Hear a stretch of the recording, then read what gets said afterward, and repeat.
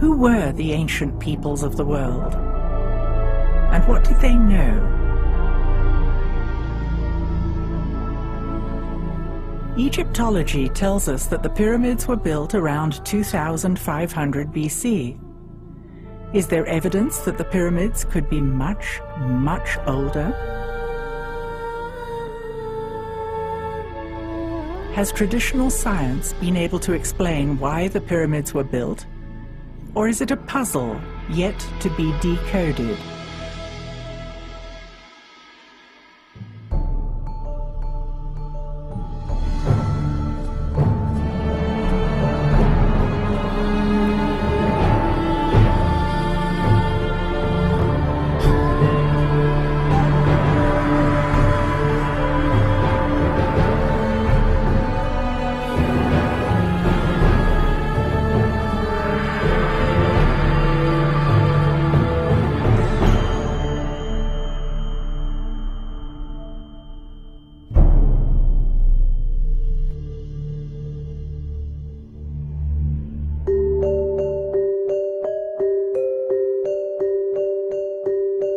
At the geodesic center of the world, at the mouth of the Nile Delta, there are pyramids built by an early civilization clustering at 6 distinct sites.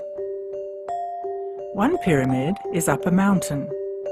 It can be seen from space. Curiously, the inside is open to the air. What was its function?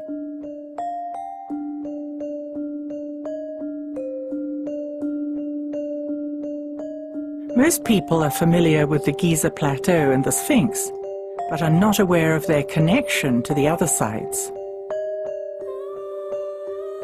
The sites run parallel to the fertile band along the Nile. Some sites are unknown, isolated in the middle of the desert. Other sites are known, but are only partially excavated.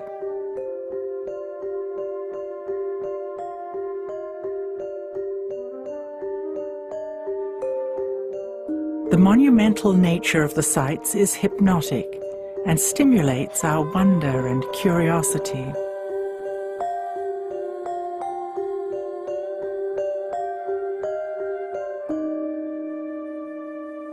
All the sites show evidence of sophisticated engineering, advanced technology, and monumental architecture.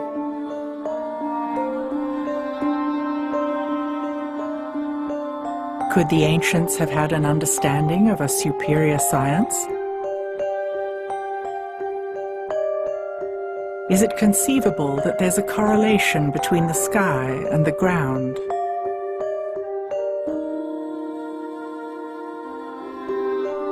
Why do we understand so little about the Egyptians? We are told their technology was primitive, yet the temple walls show the ancients making precise calculations. There is plenty of evidence that paints a fuller picture. Let's go and see for ourselves.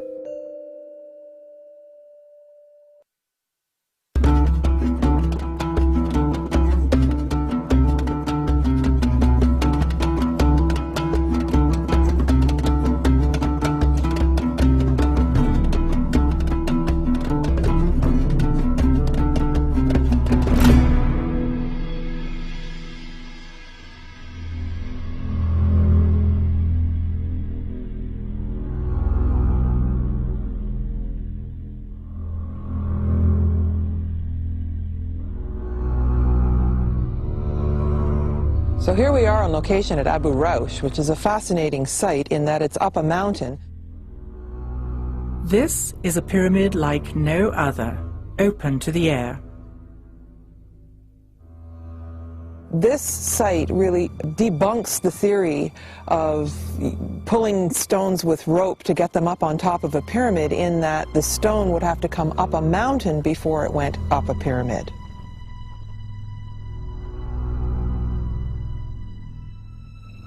This site is largely isolated and abandoned, and many people don't even know it's here. There's no booth, there's no guard, there's nobody up here. And I think it's meant to be largely forgotten because it really comes head to head with the theory about the way the pyramids were built.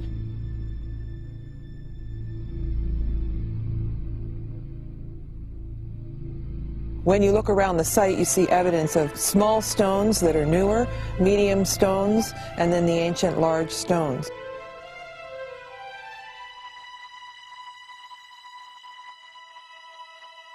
At Abu Raush, we can see evidence of machine tool marks.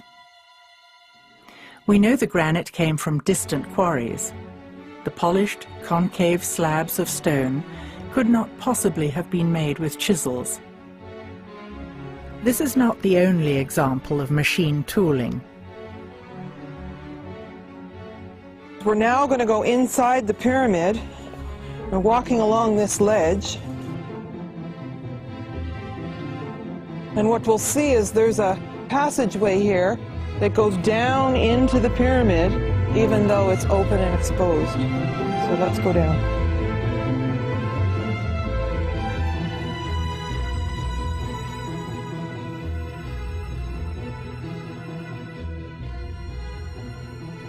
If you stand here, all the way through this area, the stone seems to be blackened, and it's evidence of high heat of some kind.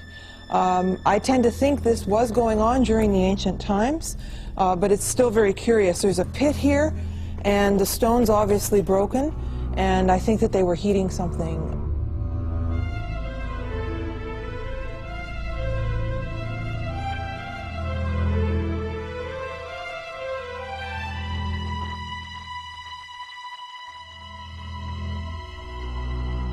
This is the northern point of the Band of Peace. It's the top pyramid in a series of 22 pyramids that go from north to south. So we're now north of the Giza Plateau.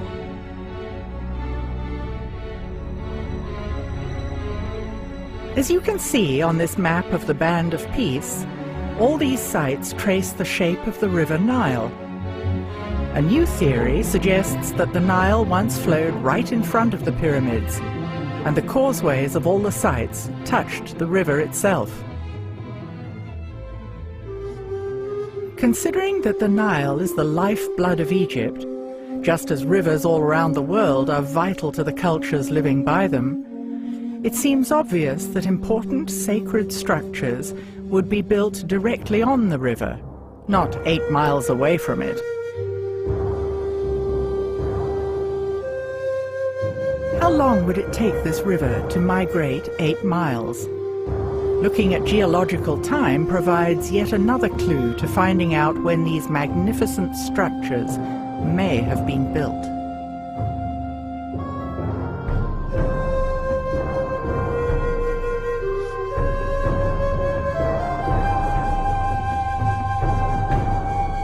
This probably was a seabed, and that the mouth of the Nile started here and that moved along in front of all these pyramids. One of the features of each of the sites in this area is that you can see the pyramids of the next site from the original. From here, the volume of the Great Pyramid and the Second Pyramid look the same. When we get to the next site, we see the volumes are obviously different.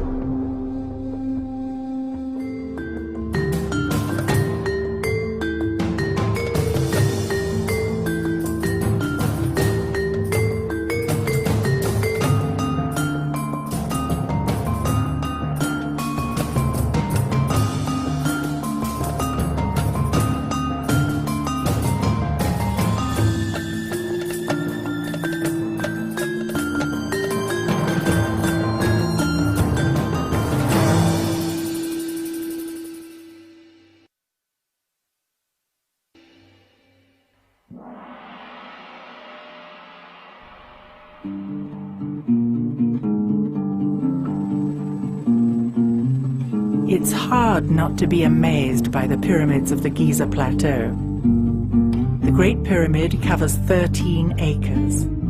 It was constructed of 2.3 million stones weighing up to 200 tons each. must have had a level of engineering science that it was unbelievable. Indeed, they managed to have an order of which they based on this so-called cosmic order, which lasted for 3,000 years. No other civilization has done this. Why is ancient Egypt still so mysterious to us? Are we looking in the wrong place? Or are we looking in the wrong way? We look at everything through our sociocultural context, and so it's very difficult for us to look through that and see another possibility for how life could have been. And we also have to be willing to depart from our own traditional ways of looking at things. That's what's really stopping us from understanding the ancients.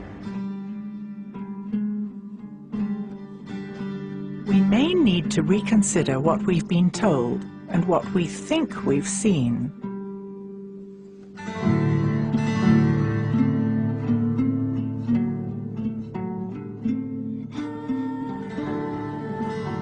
For example, instead of thinking that the Egyptians put the causeway at an angle because the Sphinx was in the way, we could consider another reason.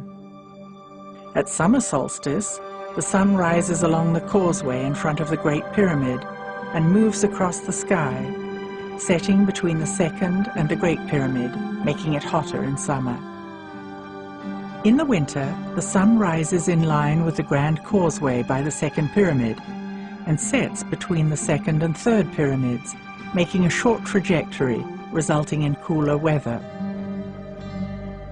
It appears that the causeways are deliberately pointing towards the rising sun on the summer and winter solstices. Orthodox Egyptologists insist that the pyramids were tombs. Of all of the wild theories floating around the pyramids, the actual wildest is the one that's accepted without question by all Egyptologists, which is that the pyramids served as tombs.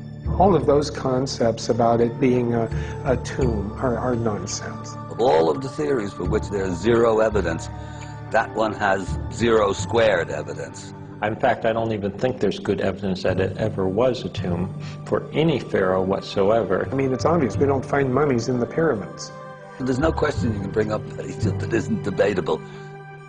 The Egyptians themselves, in at least one stone tablet and one papyrus, tell the story that ancient Egypt is much, much older than the Egyptologists think it is. Where the Great Pyramid sits, I believe, is on a much more ancient site. Under the Great Pyramid to this day is the descending passage in the subterranean chamber. I think there's very good evidence that that was carved out in what we would call pre-dynastic times. That goes back to a very ancient day. Based on the hieroglyphics that we have, the second pyramid was in many ways regarded as the primary pyramid on the Giza Plateau. Actually, from many angles on the Giza Plateau, the second pyramid is dominant. The structure underneath it, or the base of it, was older than even the Great Pyramid. There was a platform type structure where the second pyramid is now. You can see from the platform that it's larger than the pyramid, suggesting there was once something else there. Around the base is a ring of granite. Red granite, and at least from what I've seen in Egypt, this is something that was often used around the bases or on structures when they were renewing them, they were refurbishing them, they were taking older structures, re-energizing them, rebuilding them. It's demonstrable in that the second pyramid is very definitely built in at least 2 stages, the third built in 2 or more stages. I mean, we really don't at the moment have anything to even provisionally to date them with. With the Sphinx we do. Looking at the weathering on the Sphinx and the Sphinx enclosure, that weathering was clearly formed by runoff from rain, from precipitation. We have the severe weathering, which 99% of the geologists of the world who've heard our evidence concur that it is indeed water weathering and precipitation induced. So it has to have been done by heavy rainfalls in the distant past, and the question then is, how distant was that past? That runoff is coming from up on the plateau. Follow up the plateau northwest of the Sphinx, you ultimately hit the Great Pyramid.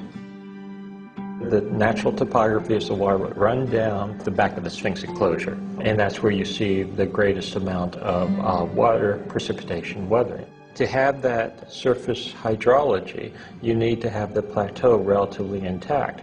Now, if you look, currently there's a big quarry interrupting the water flow. So we know that the water flow that was causing that weathering had to occur before that quarry existed. That quarry is well known Egyptologically by inscriptions, etc. That was a quarry that was used when the Great Pyramid was built. So that means that the Sphinx must have been carved earlier. The water was still running down the back of the enclosure wall and causing that weathering before that quarry was a quarry, which means that occurs before the Great Pyramid was built. Basically, we have right there disrupted the traditional chronology. Even Egyptologists agree that the Giza Plateau has a unified ground plan. How does the Great Pyramid display evidence of this correlation? I do think when it was what we would call partially built, it was used as an astronomical observatory. The Grand Gallery, perfectly aligned north-south, opening to the southern sky, would have made a wonderful observational tube, essentially, looking up into the sky. We have shafts pointing to certain stars, Orion's Belt series.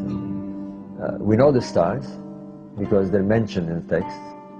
We therefore can use precession astronomy to place the stars back in alignment with these monuments, in this case the pyramids, for example. The Great Pyramid stands exactly at the center of the largest land mass on the planet. Yet, we had no idea of the position of continents until 600 years ago. How could they have known? I've shown that Giza, if interpreted as being Orion's belt counterpart, then the layout of the three pyramids, as they are to the ground meridian, would fit a celestial meridian of these stars at 10,500 BC. They reach the very lowest point in their up and down move. Looking east, you had the Sphinx looking at the constellation of Leo. So you have two major monuments on the same site, looking at constellations that are representative of these features on the ground in the sky. We have evidence that they did it, and the alignments were there. Now, could the pyramid builders have been aware of these alignments? Or why not?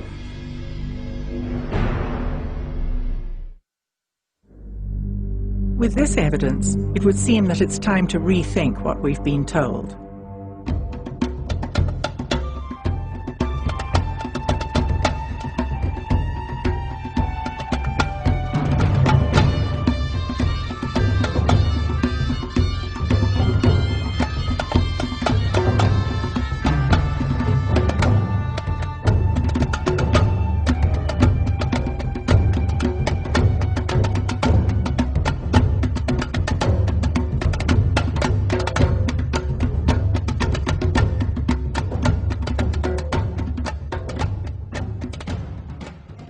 Here we are at Abu Ghurab. You can see that there's no road, no ticket booth, no nothing. This is a very isolated area.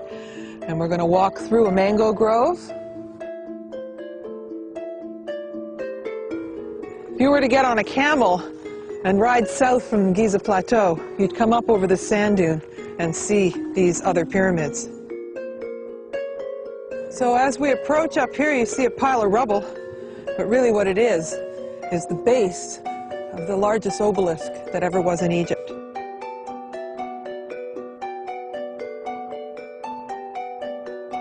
Well, here we come up to the platform of the crystal altar. You can see that it's made of quartz, if you look up close here. These little bits of crystal are coming right off it. And then we have a laser cut 6-foot circle in the middle. No directions. Made out of single solid pieces of quartz.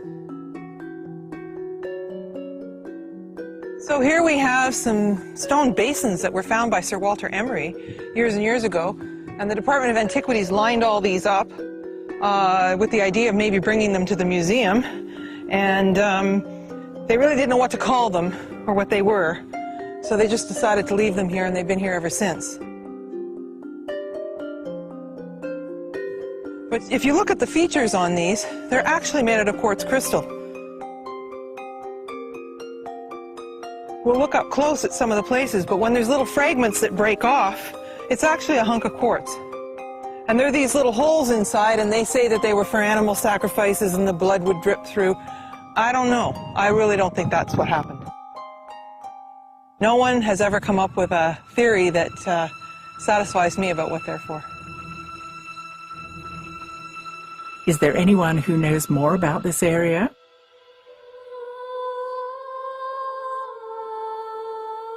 Hakim Awiyan is an indigenous wisdom keeper who was born in the village of Abu Sir. He trained in Europe as an archaeologist. Hakim lived his whole life in the area known as the Band of Peace.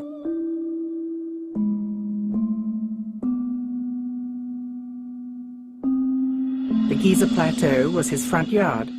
1936-37, the Sphinx then was covered with sand up to the neck, and there was my playing yard. There are tunnels. I used to walk in these tunnels.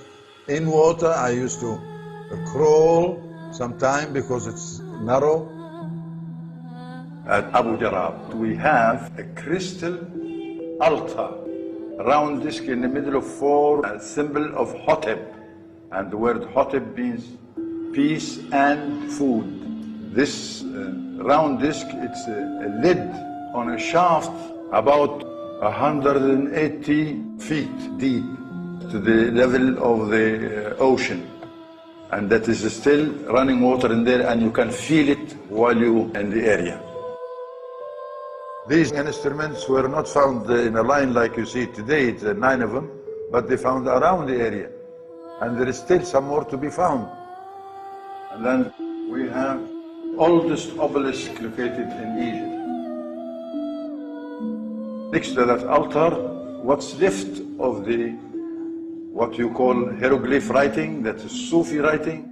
It has the obelisk and the disk of the sun and words saying the heart of the sun. Ibra.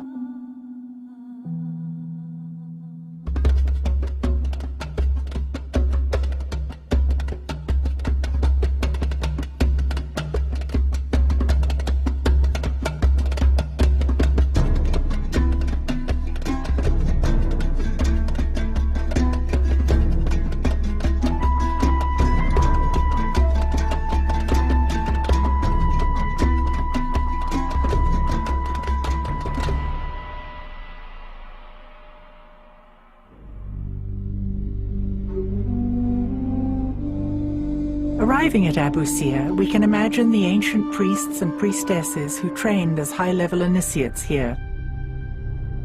Just as we have monks, nuns, and priests nowadays, the ancients trained initiates in ritual practices that served the highest good of mankind.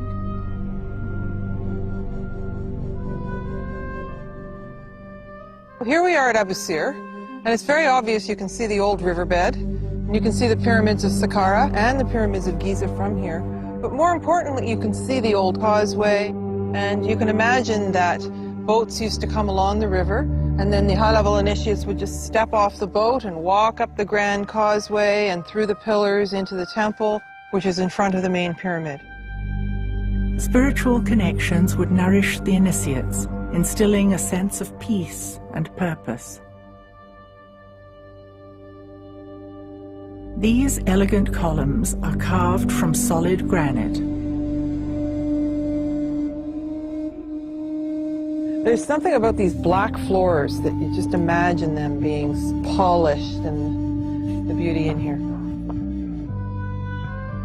Similarly, you can see a beautiful black floor in the temple to the east of the Great Pyramid. The rituals of ancient Egyptians were dictated by the stars. For example, the ancients tracked the movement of the most prominent star in the night sky, Sirius. Through watching night after night, season after season, they realized that this star would drop below the horizon and remain out of sight for 70 days each year. Its return was awaited with anticipation because it coincided with the flooding of the Nile. Now, what happens during those 70 days? Well, if you observe the sky, you will notice that the sun reaches a certain point in its apparent cycle along the zodiac. It's somewhere above Orion at the beginning of the 70 days. And it drifts approximately a degree every day towards the constellation of Leo. So the 70 days are bracketed by Leo at a point somewhere above Orion. That point is where the Pleiades are. In the sky it's very clear. I mean, we know what happens during 70 days. Now, assuming on the ground that the three stars are represented by the three pyramids of Giza, and that the temple of Heliopolis represents the constellation of Leo, then you have another feature. You have the Nile that separates them both. Similarly in the sky, the sun at the beginning of these 70 days is about to cross the Milky Way and head towards Leo. So if you take the three stars of Orion's belt as being the three pyramids, then you have a scale. You know their distance, and therefore you know the stellar scale that you're talking about. And if you use that scale, you work on the same scale, then the position of Abu Sir fits the Pleiades. And surprisingly, there are 6 pyramids there, and there are 6 or 7 stars there, and they seem to be in a cluster. And indeed, the sun's path is just below the Pleiades. It's not through them, just below them. And odd enough, we find the sun temples just below the Abu Sir pyramids. So we've got sun temple to sun temple. I now call it sun stations. It looks like these were the stations that on the ground the solar king performed these 70 days rituals. A bit like the stations of the cross. So you can see them in a much more archaic and grandiose way. The king went along to these stations, if you like, to perform his rituals, his passion.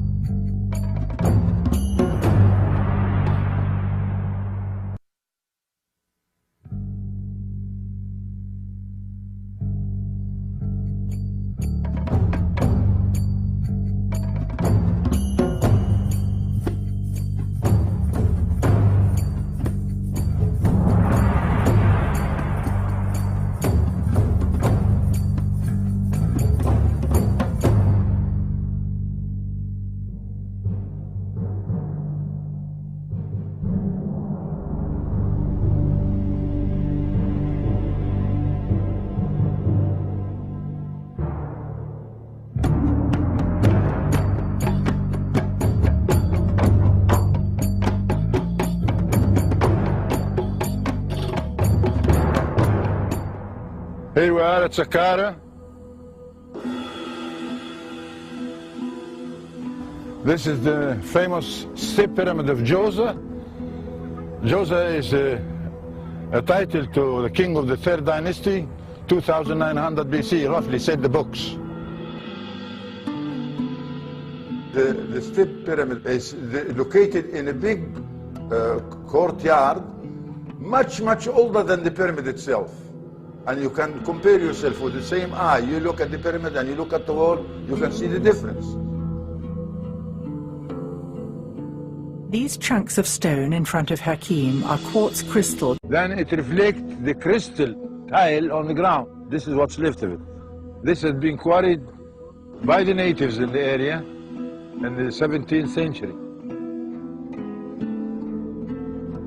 We see the remains of a quartz floor at Giza, in the temple to the east of the second pyramid. Now I'm pointing the Jed pillar, which is symbolizing one of the ancient gods, Osiris. And Jed is the word we still use to address the older people, like grandmother and grandfather, Jed. It goes back to the story of Osiris and his brother Seth, the bad guy, who put Osiris in a coffin, throw him in the ocean. The ocean took him place Phoenicia, Lebanon today, and there is the cedar tree grows, and the roots of the cedar tree captured this coffin till it has been found by his beloved sister Isis. She cried, her tears touched his body, and they lived together again for a short while, short enough to make a baby with the name of Horus. The story of Isis, Osiris, and Horus is fundamental to Egyptian cosmology. Isis is connected to the star Sirius, and Osiris is connected to the constellation of Orion. Horus is their prodigal son. I'm going to take you now to see that hospital, the healing with the sound. Stories about ancient healing techniques were passed down from generation to generation by the elders. Hakim explains how sound played a part in diagnosing and healing patients. That line of construction you see like 3 chambers, it's what's left of the house of the spirit. And it's a healing system with a sound. It's a medical investigation table. And the patient have the right to use either side of the stairs. One on the right, one on the left. So he have to follow, or she have to follow her own antenna to climb up there and choose the point where she stands. Because each point is connected to a check chamber. We have 22 of them, 11 on each side, no ceiling. And when you go inside, you can see a niche where the physician put his head in the niche to see what's the matter with his patient laying on this table. And that works with the sound. And the sound, the source is running water in a tunnel underneath here. So it's a big map of tunnels underneath here. Let's consider that the pyramid sites along the Band of Peace are sophisticated harmonic structures, not only mirroring positions of the stars, but designed to replicate harmonic cavities of the human body.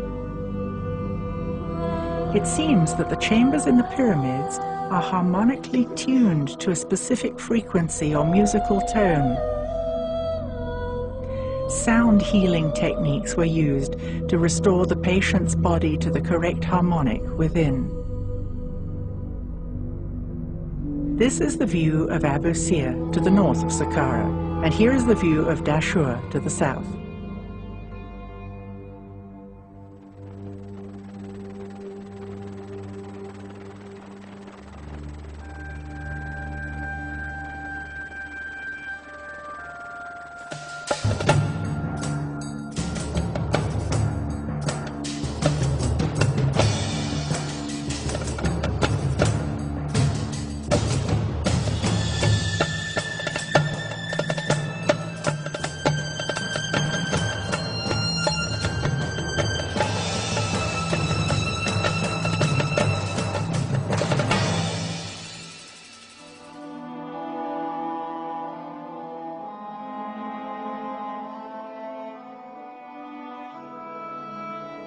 Here we are on location at the Bent Pyramid. What you'll notice here is that the construction has 2 angles.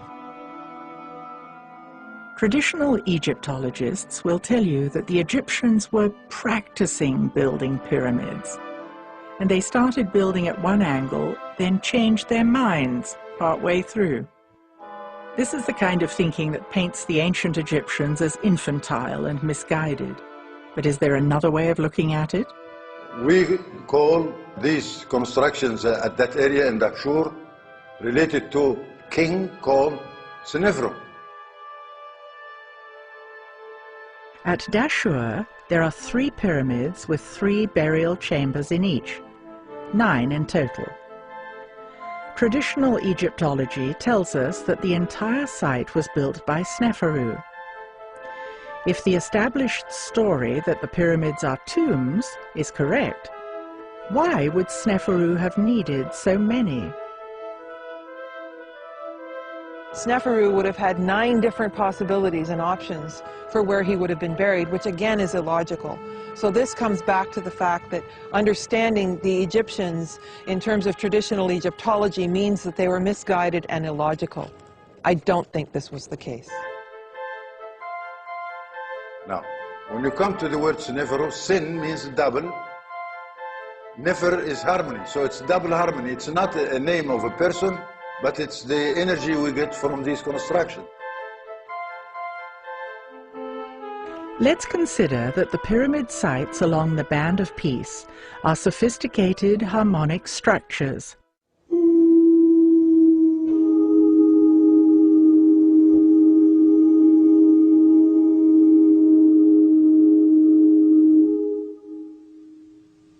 It seems that the chambers in the pyramids were harmonically tuned to different frequencies or musical tones.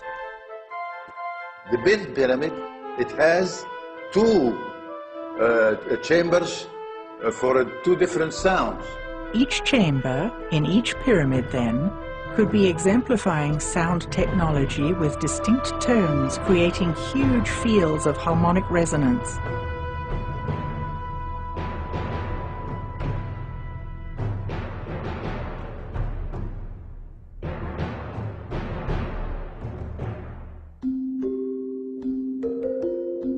At Dahshur, we have the Red Pyramid and the Black Pyramid. The Bent Pyramid is covered in white Tura limestone. So we have red, white, and black. Maybe this is a clue to the Giza pyramids also having distinct colors in the past. It would seem that the Great Pyramid would have been shimmering white with its casing stones. The second pyramid still glimmers red. And the third pyramid has the remnants of black stones.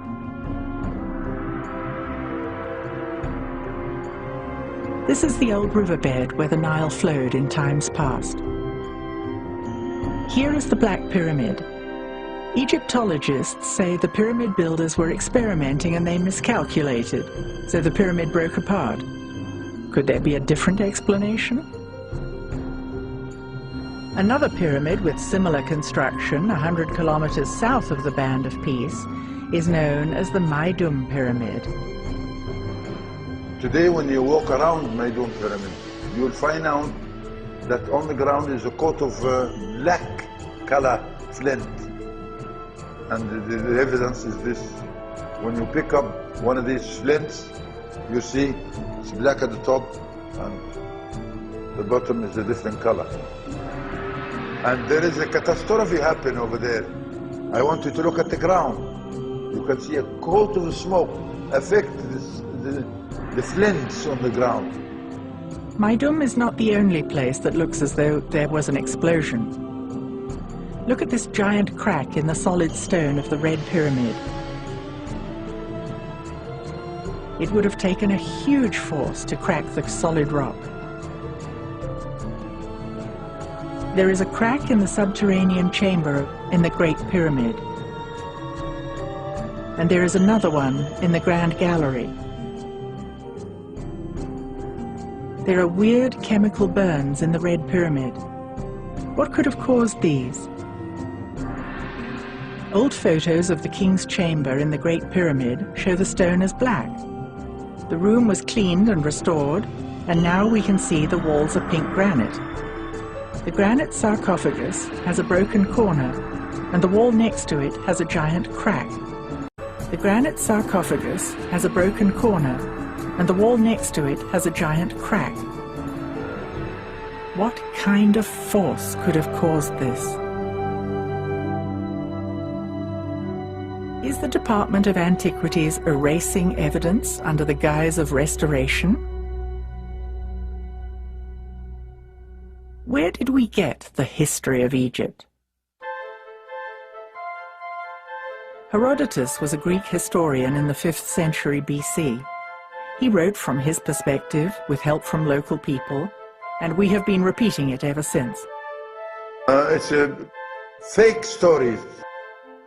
I want you to know yourself, to wake up, to wake the senses and look carefully what you are looking at. What have you seen of the pyramid today? That's what's left of it. Being abused. People quarry stones from there. Anybody can go and pick up stones and to build a church, mosque, house, palace. It's not taken good care of by our Minister of Culture and Antiquities Department. I have to say this. The story leaves many questions unanswered.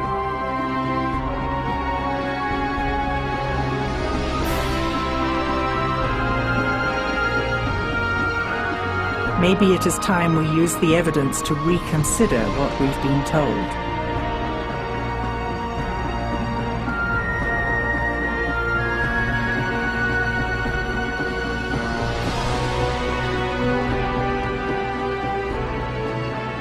We need to look with fresh eyes and use a different time frame to reconstruct the story of ancient Egypt.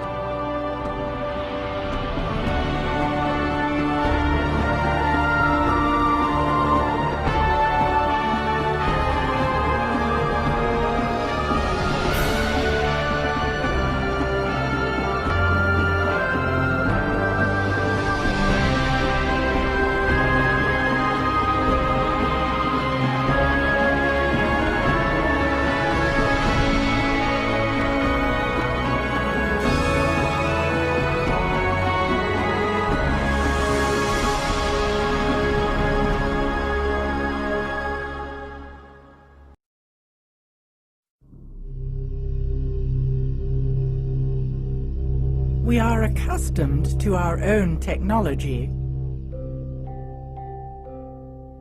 and find it difficult to recognize that the ancients may have had sophisticated technology of their own.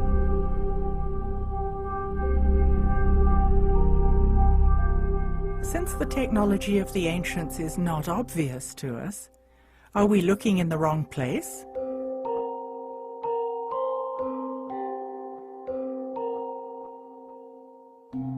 Could it be they had power systems, but they were entirely different from ours today?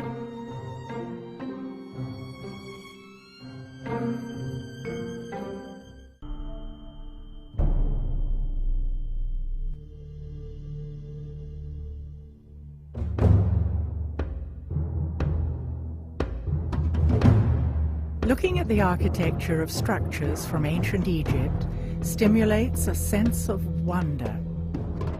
Clearly, Egyptian monuments rival the grandeur of our most modern buildings today.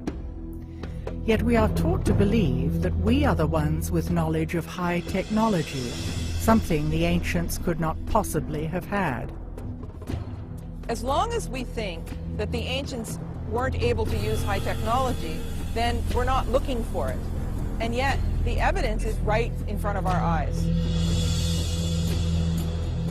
We find megalithic sites everywhere around the world. So there's certain things in common that they all seem to know, and we don't know it.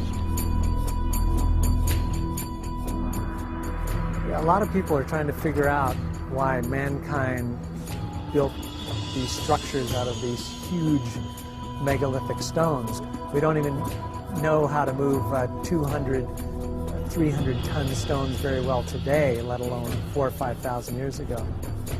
I started looking at megalithic structures from an electromagnetic point of view. And sure enough, I began to find that there were these energies there present in measurable forces. Strange things happen sometimes in sacred sites, and those are clues that the physics that we're taught in school is not everything. For thousands of years, the pyramids and the Sphinx stood as sentinels on the open desert. Yet, in recent years, a 20-mile wall, 14 feet high, was installed around the enormous site of the Giza Plateau.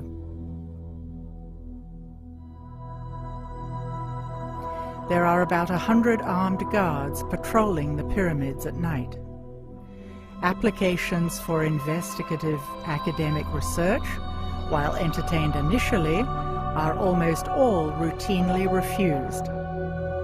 Unlike in times past, tourists are now being restricted from taking photographs in the Egyptian Museum.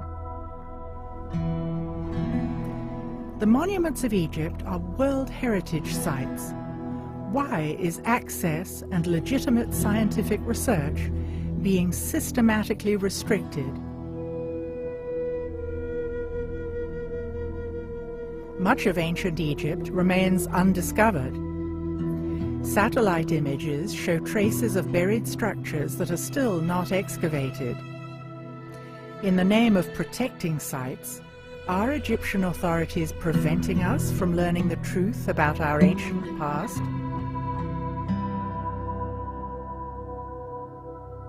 Despite strict regulations on what kind of research is allowed, there is still an extraordinary amount of evidence that shows that the ancient Egyptians had knowledge that has been lost. We don't have the technology to build the pyramids now. Not even close. We're not the most evolved we've ever been. And that is one of the blinders that has stopped us from imagining that the ancients could have been far smarter than us. Hakim Awian was raised by indigenous elders who lived in the area of the Band of Peace. Having preserved the ancient Suf language, stories were passed down generation after generation. Fragments of knowledge from the ancient past were thus preserved. If my colleague, the scholar, who learned to say that the Egyptians have a piece of rope put around a block of stone, at least 60-ton weight, and pulled and pushed by animals and run on wooden blocks. This is what the scholars are saying. We may never be exactly sure how the pyramids were built. Yet we can begin to reconstruct our understanding of the culture living in the Golden Age and their values. Traditional Egyptology insists that the pyramids were built by slaves to feed the egos of kings. Does this fit with our emerging construct of Egypt in a golden age? There is no slavery. All workers are willingly pyramids builder. This is a qualified people of architecture, engineers, and they deal with all the power, like cutting stones, transfer it, and use it.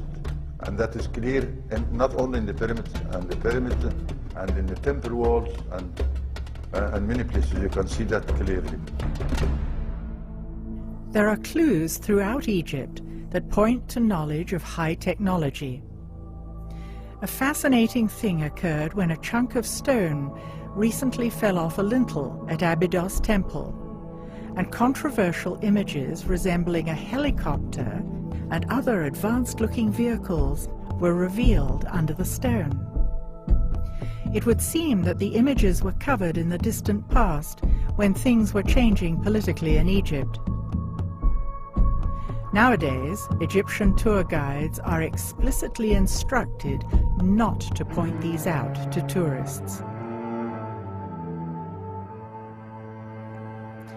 The Egyptological explanation is that it is multiple hieroglyphs overlapping from distant kings' inscriptions, But, like many things in Egypt, the explanation is still debatable.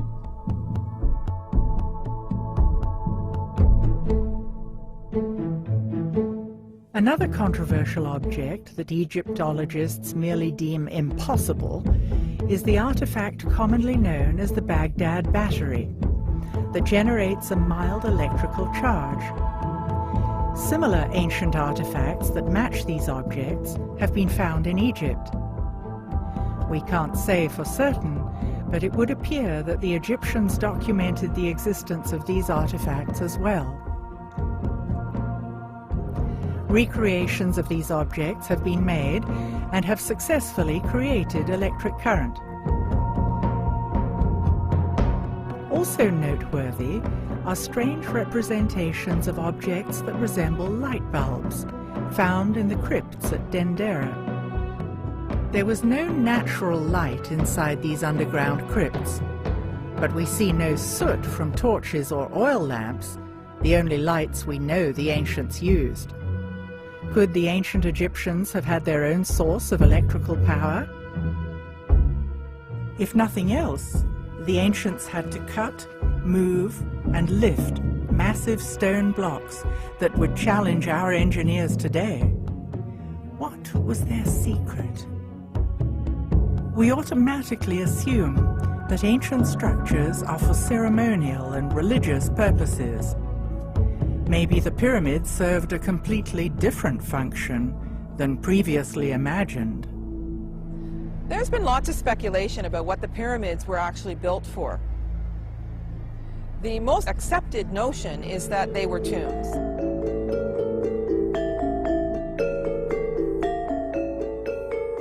Much more complicated situation with the Great Pyramid than most people understand or most people believe, including a lot of Egyptologists who see it simply as a tomb for the pharaoh Khufu. That idea is childish for the following reason. I mean, it's obvious, we don't find mummies in the... And of course, not finding a single mummy in any of the pyramids doesn't seem to deter the people who think that that's what they were for.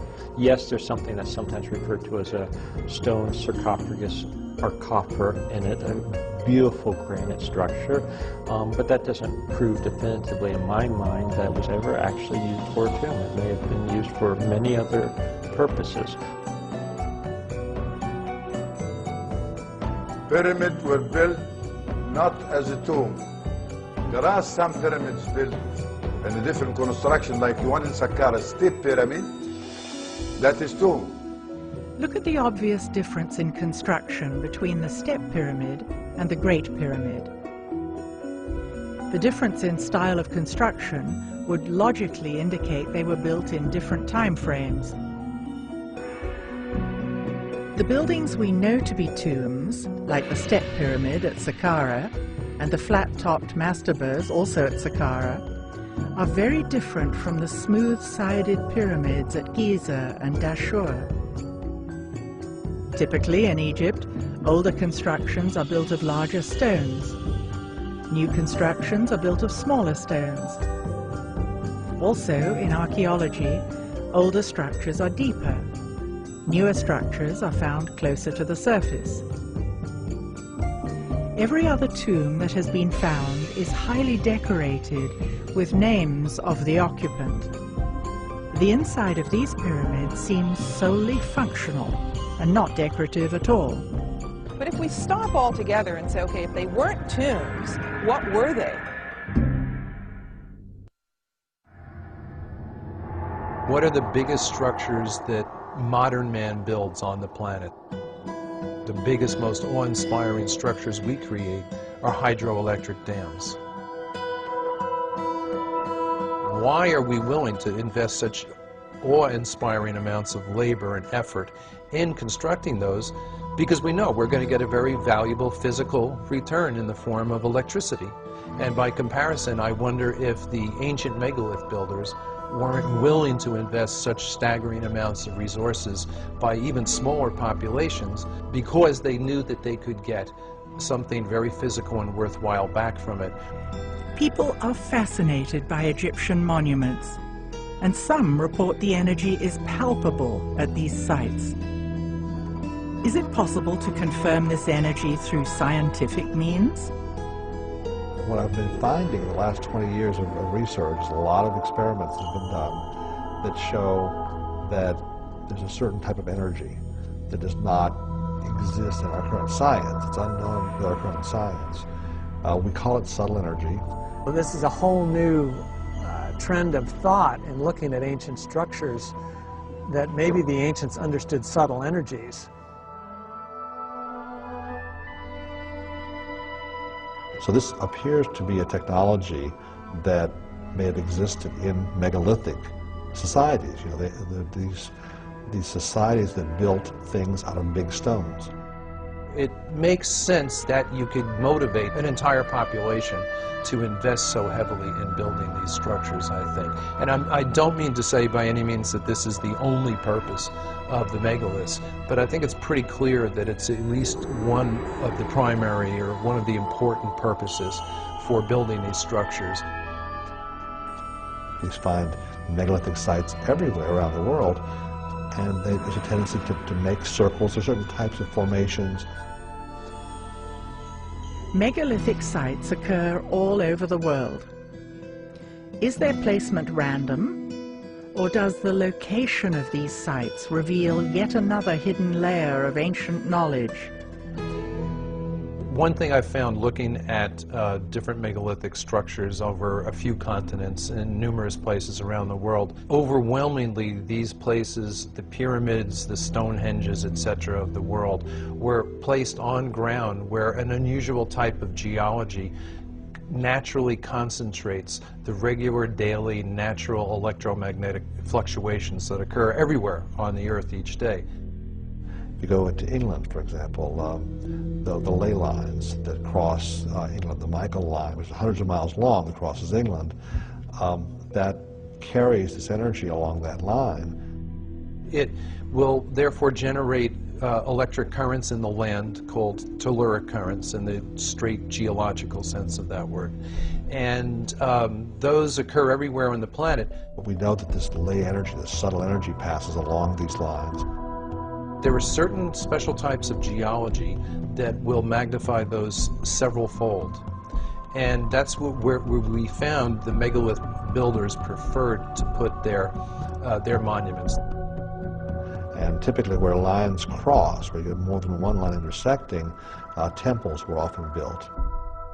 These are called conductivity discontinuities, which sounds highly technical, but it's merely the place where one area of ground that has a good ability to conduct electricity meets another area of ground that has a lesser ability to conduct these natural electric currents. The Chinese had the same tradition.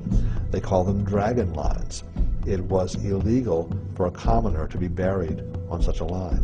A king had to be buried on such a line. They put palaces there. There's a whole series of sacred sites that are always built on lines like this. I want to say in this area about the location of temple. You have to have symbols appear on the ground. When it's seen, then this is the place where people naturally come to get more healthy energy from that spot. You know, energy pumps from the earth. And it appears as though they were attempting to control the flow of this energy and use it for their own purposes.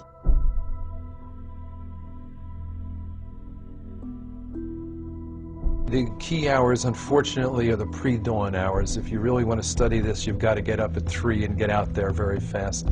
That's because the energy that is involved in these sites, that's really fueling most of it, originates with the daily changes in the Earth's geomagnetic field. It's strongest during the day, weakest at night. And in the hours leading up to dawn, the weaker field lines now come roaring back to closer to full strength very quick. It's the most dramatic time in terms of change of magnetic strength per hour. It's the most dramatic time of the day. And wherever you have a changing magnetic field occurring, you are generating electric current in anything present that will conduct electricity. It's a simple principle of physics known as induction, and it's a universal.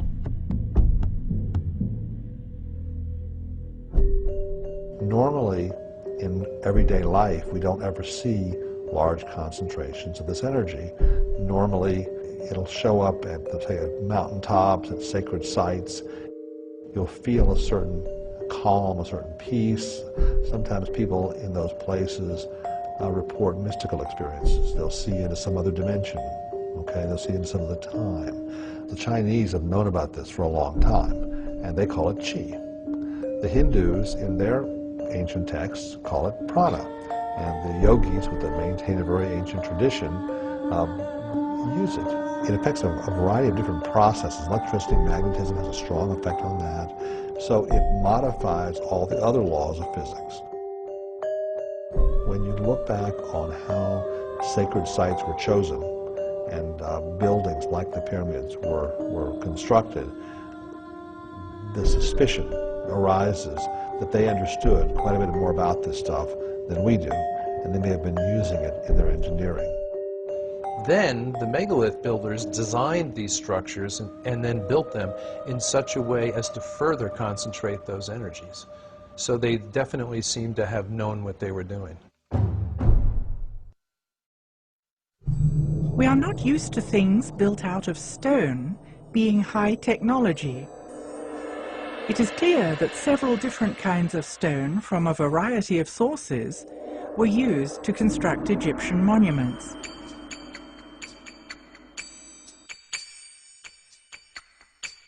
Did the distinct qualities of the stones serve a special purpose?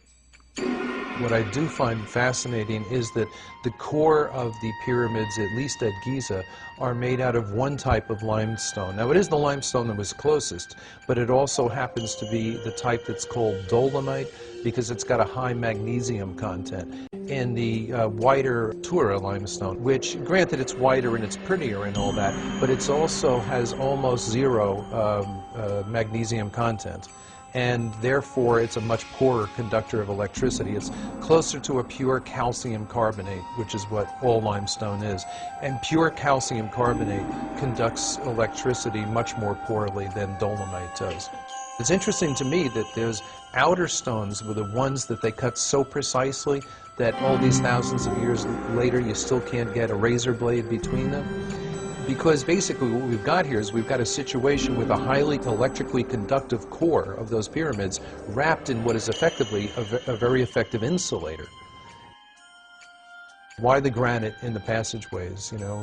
And so, of course, I'm thinking from an electrical point of view and a physical point of view. Is there anything special about granite? And yeah, there is. Granite is slightly radioactive, and it will ionize or electrify the air. It releases radon gas, which is radioactive. Granite is a transmission stone. It's not dead stone, it's alive.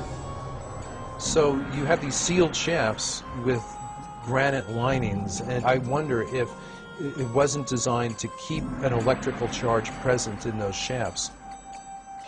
They were built exactly like, if you will, an insulated wire, only more so because you've got all the charge in the ground that's spread across the base, concentrated all the way up into this tiny spot at the top.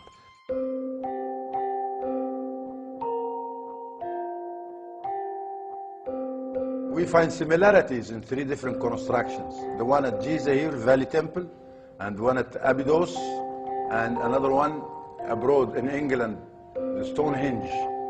The same material being constructed with, and same way and same technique.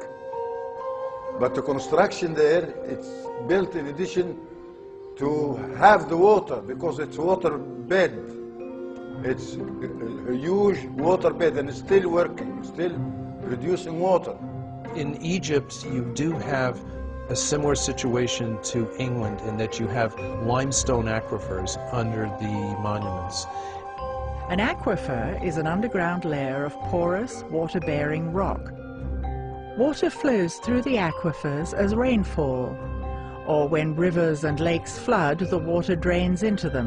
And movement of water through limestone or chalk aquifers is known to produce electrical charge by two different processes that are self-reinforcing. And I've personally measured this for a week at a stretch at Silbury Hill in England, for example.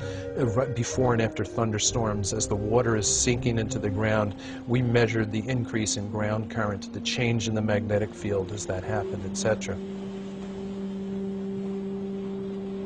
And in Egypt, you had the Nile crashing, dropping every year and then flooding again. And that movement of water up and down through the layers of limestone would generate electrical charge. Flowing water generates at least a mild electrical charge, which means it generates an electric current, which means it generates a magnetic field as well. So if you were looking to give an electrical charge, a little boost to, say, a mound or something like that, it makes a lot of sense to have it at a minimum running water. And in fact, at Tiwanaku on the south shore of Lake Titicaca, their biggest monument, the Akapana Pyramid, was terraced in such a way as to have the water come down in waterfalls that alternated outside the pyramid, inside the pyramid. But that kind of falling water generates enough electric charge that one of the common school physics experiments is you can, in your own sink at home, if you can divide the stream of water coming out of your faucet into two separate streams, you can take a little LED indicator light and put it between the streams, and it'll generate enough electricity that maybe every 20 seconds or so the light bulb will come on. And then the question is, did some of those layers of limestone run up the Giza Plateau? And they did. And they did, come up to the surface underneath where some of the pyramids are located. The idea would be that it would be the rising and falling of the Nile that would produce this electric ground current by moving through the different layers of the limestone aquifer. And when there was a dip, say, in that supply, maybe that's when the ionized air in the granite shafts and galleries could help keep the process going, if you will. I tend to wonder if the electrified shafts might not have been able to act in a similar fashion to your car battery when you come to a stoplight. Normally, your battery is not being used when you're driving your car. The alternator provides all the juice. But when you stop and that alternator is turning very weakly, that's when you want the battery there to keep everything going so your engine doesn't cut out.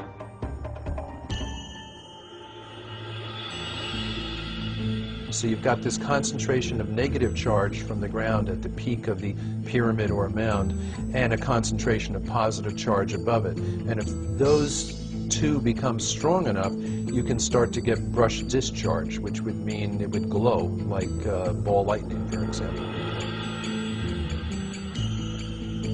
It's a theory. Why in the Great Pyramid is there no frescoes, there's nothing, no decorations at all? Now, some people have proposed the idea that the pyramids are actually energy machines. And so I liken this to the fact, like, you wouldn't put a decoration inside your oven. I was talking with a woman who had spent some time in the Great Pyramid, and her comment was, it felt like I was in a machine. She said it was not like this, oh, it's a wonderful shrine. She said it felt very functional. In fact, she made a comment that I actually think is probably right on. She said, I felt as if I wouldn't have wanted to be in here when it was running.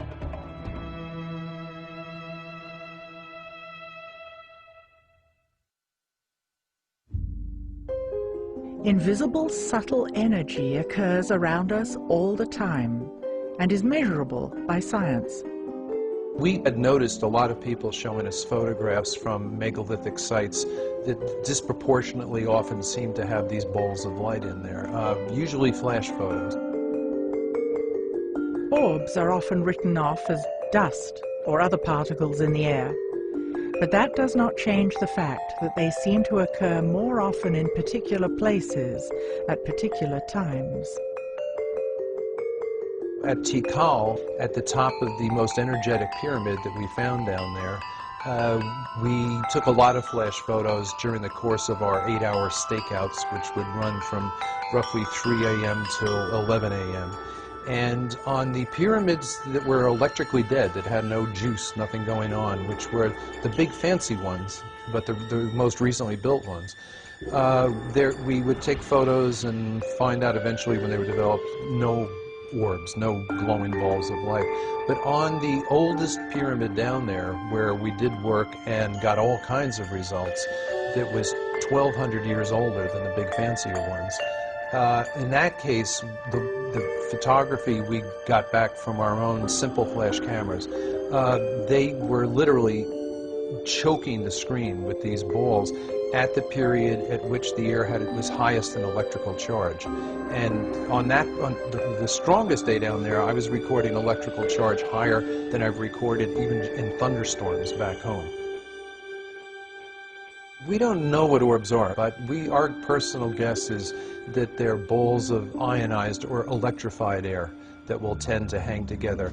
A good analogy would be ball lightning, where it's simply so electrified that the molecules are excited enough to glow. Other evidence shows that there is energy occurring naturally everywhere on the planet that our science knows about but seems to ignore. Nikola Tesla sought to provide the world with free wireless electricity for everybody on Earth. He discovered that electricity occurred naturally throughout the Earth's atmosphere and ground.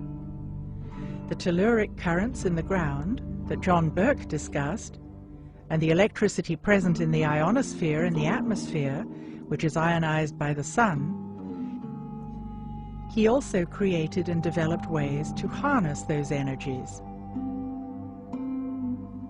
Tesla, who teach Nikola Tesla to get to that power of electricity? And he didn't invent it, it's already there, but he know how to use it. And not only that, he did not take an advantage like Mr. Edison. Tesla wanted to harness the natural energy that exists everywhere on Earth and make it free to the public. Edison endeavored to produce and distribute electricity by creating a regulated monopoly for profit. He became rich and the people more light into their home. Yeah, so Nikola Tesla, he's the one think of how to use this energy. Between 1901 and 1917, the Tesla Tower was built on Long Island as a wireless broadcasting system for telephone and electrical signals. Interestingly, it was constructed on an aquifer with descending passageways and tunnels beneath it. At the time, few understood how it worked. Tesla's funding was ultimately dropped by J.P. Morgan because Tesla wanted the wireless electricity to be free, and therefore J.P. Morgan couldn't make a profit. So even though Tesla's genius was seen by many, he was still driven into obscurity. The energy to create free wireless energy has always existed on our planet, and still exists today. And it's not only energy on our planet, there's plenty. Rivers are flow by energy. Tsunami is energy. Frequencies are energy. If we have the electricity now, it's based on explosion energy. Now, the sound energy based on a technology different from the explosion energy, and it's known as implosion energy. This energy was not the kind of energy that we have that pollutes. It was a completely passive energy that had no byproducts. The energy we use today is generated by combustion and is non-renewable. It is called explosion energy and leaves exhaust and pollution. Our system all over the planet today is based on the explosion energy. That's why the petrol is too expensive. In contrast, implosion energy, like solar panels and wind power, is clean and renewable. we are beginning to realize that we need sustainable energy. Implosion energy, very simple. All what you need is the beam of the sun on a running water. Not just running in a straight line, but in a zigzag. And that's, you find all the tunnels are in a zigzag form for such a purpose. In addition to the limestone aquifers underneath the pyramids, there is evidence of a network of man-made tunnels. As a boy, when I'm living in my house, which is a few hundred yards away from the nose of what we call the Sphinx Tefnuti, this was my playing yard, and I know tunnels. I walked in these tunnels, I swim in these tunnels, I crawl in these tunnels, and I know that this is one way of creating energy.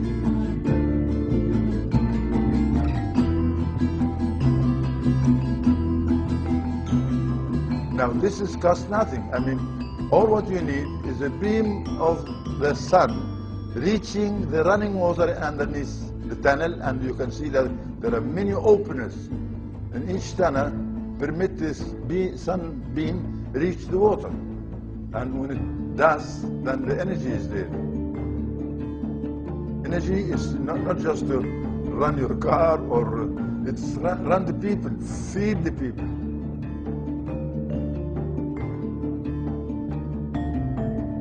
If the pyramid fields of the Band of Peace and the network of underground tunnels are still there, why don't they generate energy the way they used to?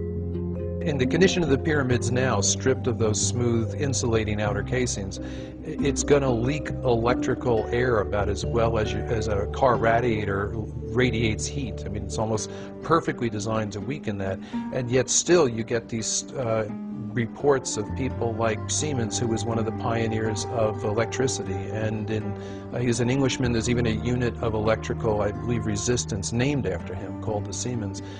He was on top of the Great Pyramid, I think, during the 1880s, and they began to notice that when his Arab guides stood up and spread his fingers, they'd hear a ringing. And when he closed them, you wouldn't. And he stood up, and he could sense the literal electricity in the air. And on the spot, he improvised an instant Leyden jar, which is one of the earliest things they used to use to store electric charge. And he did it by opening a wine bottle, wetting some newspaper, wrapping the wet newspaper around the glass wine bottle, and holding the wine bottle up above his head until sparks started to issue from the wine bottle. And at that point, his Arab guides started accusing him of things like witchcraft. They got into a physical struggle, and he accidentally touched one of the guides with the charged wine bottle, and it knocked the man to the ground and unconscious for a short period, after which they took off down the pyramid. But there was, in other words, a professional scientist familiar with electricity in its rudimentary but accurate forms, sensing exactly that, even in this ruined condition that the pyramid's in today. Yeah.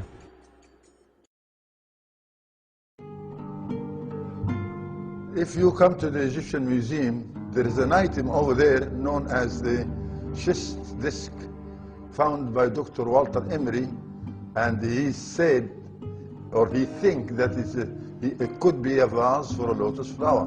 No. The schist disc was found at Saqqara in a burial chamber that no one is allowed to visit. Other goods found in the chamber were simple ropes, pottery, and grains. The disc shows clear evidence of sophisticated technology in the way it was built, and it seems out of context with the rest of the grave goods. Is this the original context for this artifact? Or is it possible that it has had a long journey over the last several millennia, and this just happened to be its final resting place? Look at this hollow stone tube. It looks as though the schist disc could fit over it. It would take sophisticated instruments to shape the tube so precisely. How did they do it? To cut the stone. This is by a sonic cut with no metal instruments like bronze chisel or this. No, it's another stone. And this other stone, it's the hardest stone you can find, which is the diamond. There are pieces of stone lying around that show concave shapes that actually have the machine tooling marks on it. The evidence of the high technology is right in front of us. Look again at these quartz objects. Aside from their unique and amazing shapes, could they have had another purpose? Today, quartz crystal is used as the basis of all kinds of modern technology. It is most commonly used in crystal oscillators. Technology uses oscillating frequencies from tiny quartz crystals that vibrate at certain speeds, with a signature vibration for each device. AM/FM radios, CDs and DVDs, computer processors and Ethernet rely on quartz crystals. Could it be that the ancients were tapping into this technology and using it on a much larger scale, in a way we can only begin to imagine? Of course, we can't say for certain, but based on what we've seen, we can theorize. Energy can be created and manipulated in many ways. It is the lifeblood of a civilization, and therefore an important resource. In Egypt, there are 67 constructions all along the Nile like sails. And for those who has the eye, they can tell from the shape of that construction. The straight form of angles, that is a pyramid or a construction for energy, a plant for energy. That's what we have. A theory that's always struck me, that they were intended actually to somehow or another spiritualize the whole civilization. In other words, to provide a widespread, high level of energy that people needed because a descending age was upon them. And I believe what the pyramid and other certain other structures were constructed for was to basically act as a kind of the equivalent of a street light. You know, if you're in a neighborhood that's maybe not the nicest neighborhood, and it gets dark at night, you like to have bright lights go on. And that's effectively what the Great Pyramid was. Now, these were not lights that illuminated it so that people could see where they were going. It was basically a device, a generator for, if you will, broadcasting and transmitting throughout the planetary structure a type of field which uplifted the entire humanity. And maybe those pyramids were built in some sense or another to stay the decline. Let's call them in some sense or another spiritual granaries designed to somehow store an emotional or spiritual or psychological or some sort of energy that was needed to keep people from becoming the total barbarians that they subsequently became. We had the ability to basically prop up humanity for a while using the system, but what we saw was the street light eventually went out.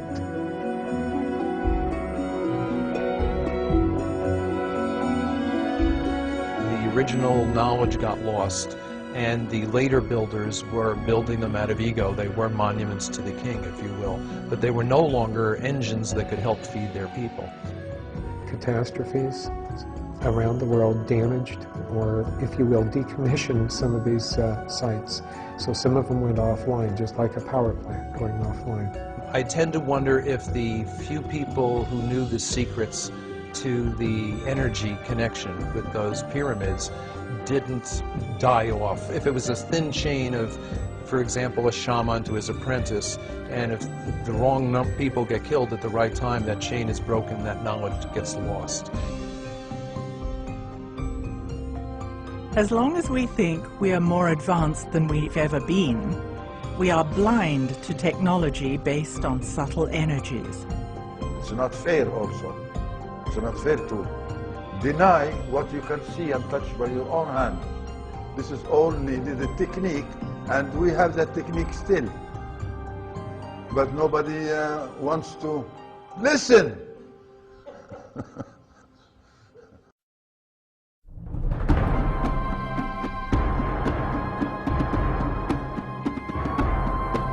Why were the ancients so interested in the motion of the stars?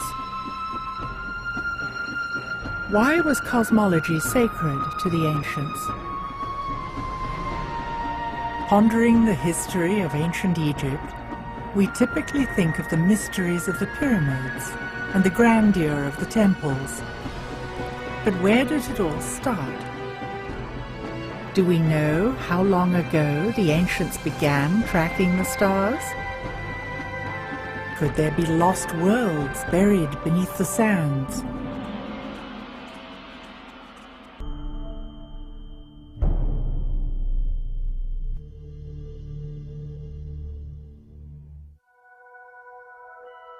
Cosmology is the study of the universe in its totality. We think of cosmology as science, whereas the Egyptians considered it sacred. There's one thing we know about ancient Egypt for certainty, is that they observed the star Sirius. And we are sure when they speak of that star. Everything that comes out of the ancient world has to have a spiritual and metaphysical base. The ancients, and the ancient Egyptians in particular, but probably ancient civilizations more generally, saw themselves, humanity, us, as tied in with the bigger environment, the cosmos, the bigger picture. They built monuments and they aligned them. But what for? And do their belief systems have validity today? If we want to decode Egyptian symbolism, we should look for clues in the ancient language that Hakim learned as a child from his elders, living along the Band of Peace.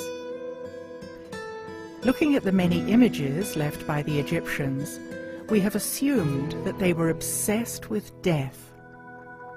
Turning to the ancient Suf language, however, we learn that they didn't even have a word for death. They called it westing. We have no word of death in our culture. No word death. And to express this operation of death, we say westing. Going towards west, like the sun rises from the east, and westing. So there is no word of death here. We believe in resurrection. If the sun sets in the west, the resurrection happens in the next day when the sun rises in the next day. So the deceased believe that it's just like the sun. The Egyptians obviously had a very different worldview from ours today. They believed in the afterlife and the soul's immortality. Was it possible at all that they had found some sort of science of immortality, for example, we call it? As crazy as it may seem, they seem to be very, very convinced that they knew how to send the king to his cosmic world. Those stellar gods, of whom the king believed that he himself would become one stellar god after his death, constructed monuments and performed rituals that mimic the events that they saw in the sky. It sounds against all the tenets of our scientific beliefs, but we have to see why they were so convinced. The ancient Egyptians perceived the land as a cosmic environment, that it followed the activities of the sky because they believed them to be running in parallel. And they had reasons to believe that. One of the main reasons was the cycles of the Nile. The Nile was the lifeblood of Egypt, and it performed the cycle, which followed the cycle of the sun and the stars. It's not surprising at all that they associated the reappearance of the stars with the rebirth of the Nile. Essentially, the star religion, if you like, boiled down to one important aspect, that it somehow could help the king become a spiritual being and return to the cosmic world in a specific place with Orion and so forth. How they thought they were going to do it is by looking very, very carefully at what happened to the stars. And the stars perform an annual cycle, but those of Sirius and Orion give us a curious cycle in that they disappear, or they appear to disappear. But if you watch a star over the course of the year, you'll find that there comes a time when it is very low in the west at time of sunset. So the sun sets, and as it gets dark, the star appears just for a few seconds over the west. If you come the next day, you will not see that star. And for 70 days or so, the star has gone. It seems to have gone under the earth. But after those 70 days, it appears by this time at dawn, rising just before the sun, which we call the heliacal rising, whereas the Egyptians call it the rebirth of the star. So in their mind, something happened. In their mind, the star went in the underworld, stayed in the underworld for 70 days, and then by magic popped up again, was reborn again in the east. That's the pyramid text. The pyramid texts mimic this site. At the ancient site of Saqqara, we find the pyramid texts, the oldest known religious texts in the world. Covering the inner walls of these small pyramids are thousands of hieroglyphs showing knowledge of celestial mechanics and cycles of time.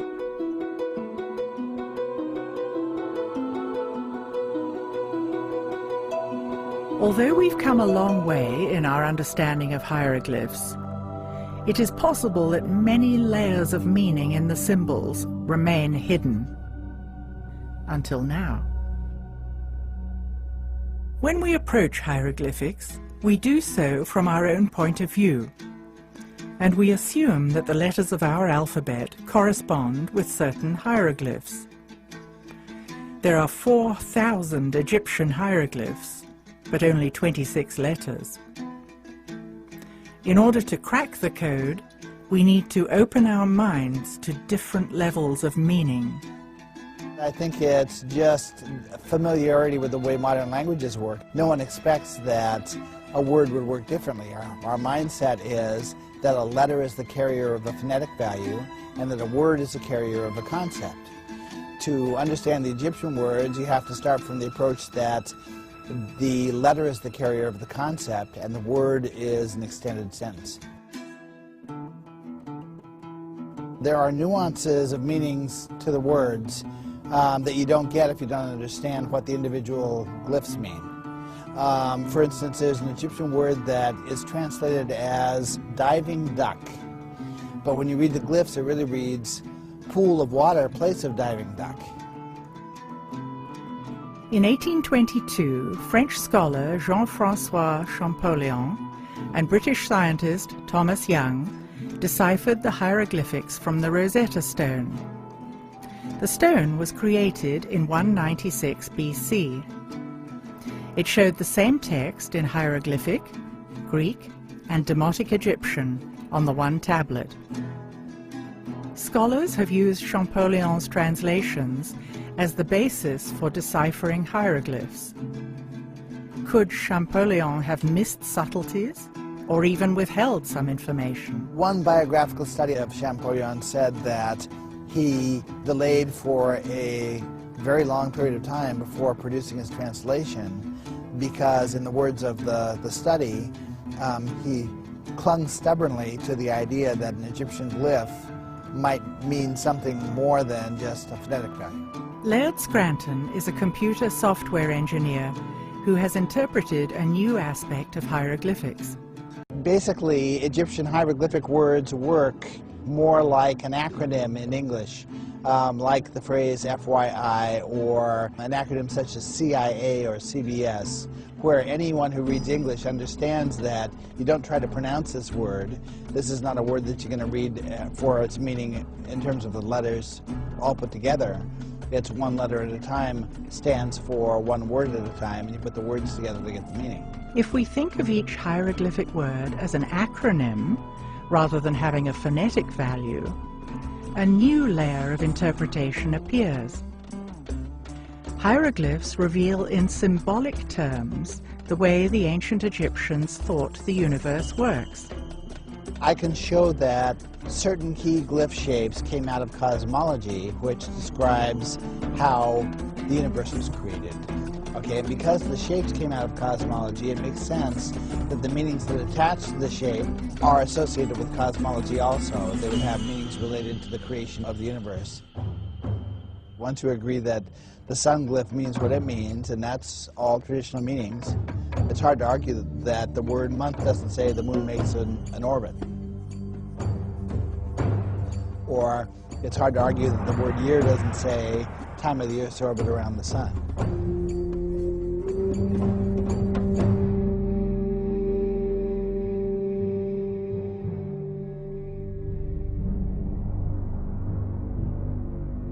The ancient Egyptians were almost obsessive keepers of records. And one thing that they observed most was the celestial objects. We'd expect them to pay attention and record. Now, how far back? That's a big question. Well, we now have some sites that go at least 6,000 to 7,000 years before. There's a megalithic site that has been found in the early 70s, but not understood until lately, that has astronomical alignments. And strangely, the astronomical alignments that it has are precisely the ones you find in the Pyramid Age. So Orion, Sirius, the summer solstice, they're all there. It's no more theory. We have evidence that they did it. For decades, author Robert Bauval has been studying the alignment of Egyptian monuments to key stars. Muhammad, look, we've come here, and what we're trying to do is get to the Nabta. The most important thing is we get there. Yeah. He is now planning an expedition across the desert to a site called Nabta Playa, 100 kilometers west of the Nile and 30 kilometers north of the Sudanese border. It is the location of Egypt's oldest astronomical measuring device. And when we're there, how do you know we're there? It's all desert. Yes, it's desert. Every place here in Western Desert, I know it. If you can, we're going to need a GPS. Yeah. If you can get one. Yes, I have one. Okay. That makes me feel a lot happier. The team finds out that permits from Cairo have been delayed. Now we wait. You tell us we wait for the answer from Cairo. And so in the meanwhile, let's go and see the sites. Let's go and see some of the temples here. Yeah? Okay. Let's do it.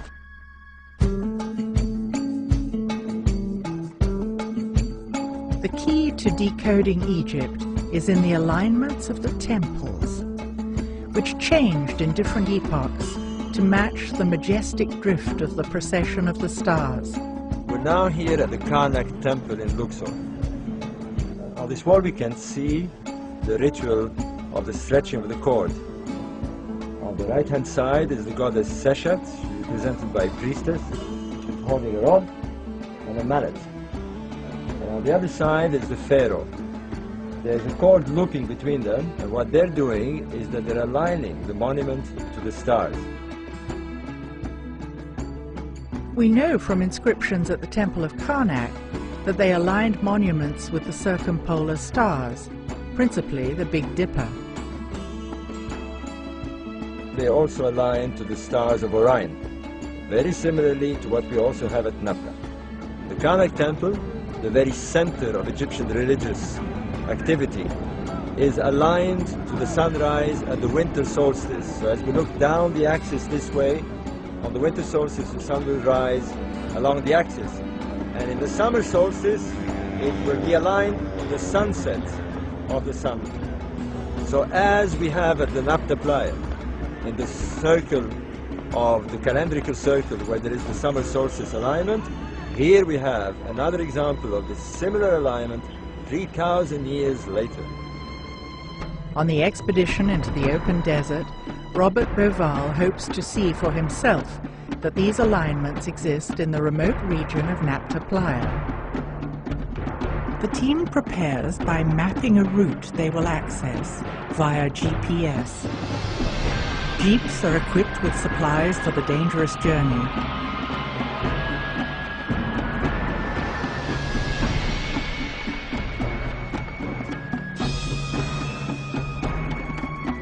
The team arrives at the first stop on their journey through history.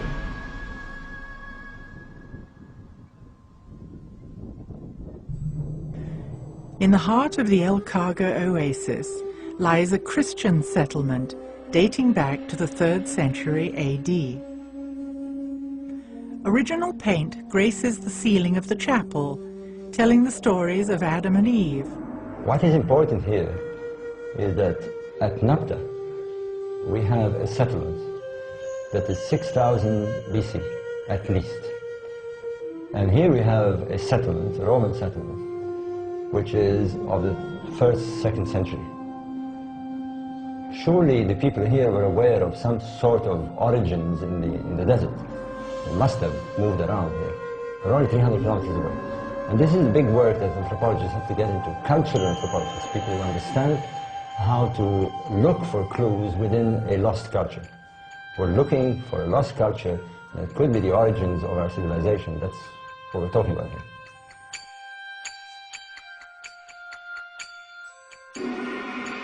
Off in the distance, the Christian settlement can be seen.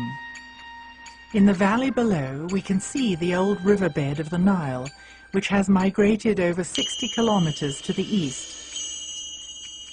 How many thousands of years would it take to wind back the geological time clock to when the Nile flowed here? The Nile we know there was here. Before we didn't know. Do you realize what this is? Almost surely the ideas of these people, their beliefs, the way they look at the stars, the way they look at the sun, the way they buried people, comes from here to influence the pharaonic civilization.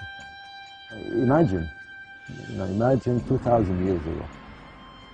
There was a Roman garrison with centurions walking about, and priests, and Roman ladies in carriages. I mean, it's amazing to think that this was like this. People have been here for thousands of years.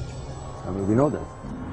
But now you're going to show us caves, you're going to show us prehistoric caves, where there are drawings that tell us that people were here even longer than we thought. Maybe 10, maybe 15,000 years ago. And that's incredible.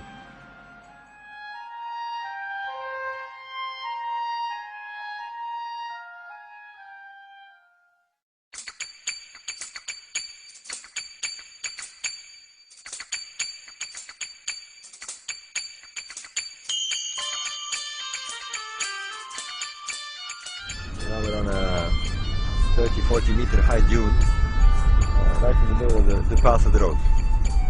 The old road, as you can see, I mean, it's quite amazing. The old road actually strikes a dune.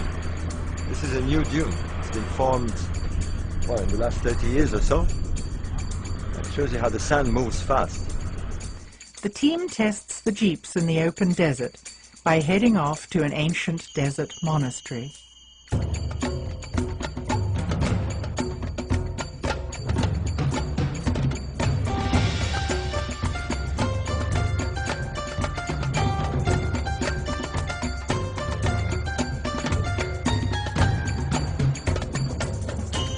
Along the way, the team stumbles across a large outcropping of stone with obvious layers of stratification.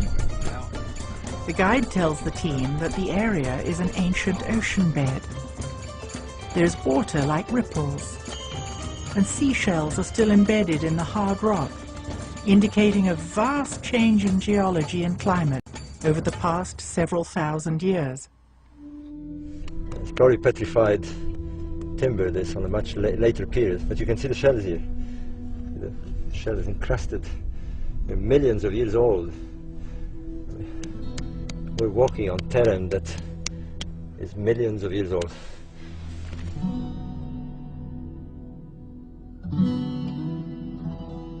The Western Desert today is rainless, but in the past, it received as much as 500 millimeters of precipitation per year. There were permanent lakes, large springs, and seasonal streams. The most recent wet period was between 130,000 and 70,000 years ago. Then it was thornbrush, savanna. At that time, the area supported many large animals, gazelles, giraffes, buffalo, camels, and antelopes.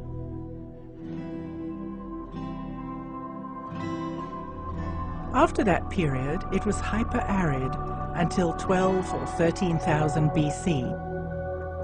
Before 12,000 years ago, the summer tropical monsoons reached southern Egypt. Precipitation was limited and fell mostly during the summer months. It was sufficient to support small animals and cattle. The small animals could live off the dew. The climate resulted in highly mobile human populations. There are ancient cave paintings in a remote location that may provide clues to human settlements from the distant past. Is this crucial evidence being protected by Egyptian authorities? It's terrible. Terrible. It's priceless. Priceless prehistoric evidence. Look here. Look here. What's this, a dog or a gazelle? A man. You see the man here? He's wearing pharaonic clothes. It's terrible. With scribbles all over. I mean, the evidence that we're looking for is being destroyed by irresponsible people coming here. The site is unprotected. And the irony is that people who are responsible are prevented from coming here and driven crazy with licenses and papers. Look here. Oh, there's a beautiful Hatorian cow. Look at this. I mean, this is an artist. This is not a primitive carver.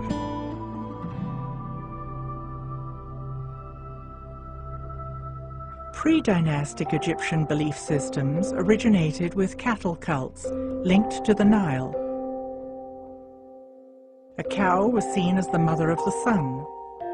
Cattle were deified and were considered earthly representatives of the gods. An enduring ideology with Hathor as the center figure. Images of bulls were shown with depictions of stars, and this dates to before pre-dynastic Egypt. Cattle pastoralists were in the Sahara several thousand years before pre-dynastic Egypt. Gilf Kabir, which means large plateau, is another large ceremonial center a further 600 kilometers west, near the borders of Libya, the Sudan, and Egypt. The Cave of the Swimmers, made famous by the movie The English Patient, is located here.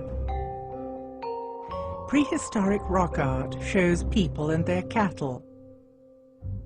Since Gilf Kabir is 600 kilometers away, it seems as though cattle cults were prevalent throughout North Africa in ancient times. Could this be another clue that the nomadic tribes were connected? Could they have influenced the ancient Egyptians? Arriving at the monastery, we can see it has never been accessible by road. Once occupied by Christians, it lies upon an ancient camel trail 40 days from its closest neighboring site.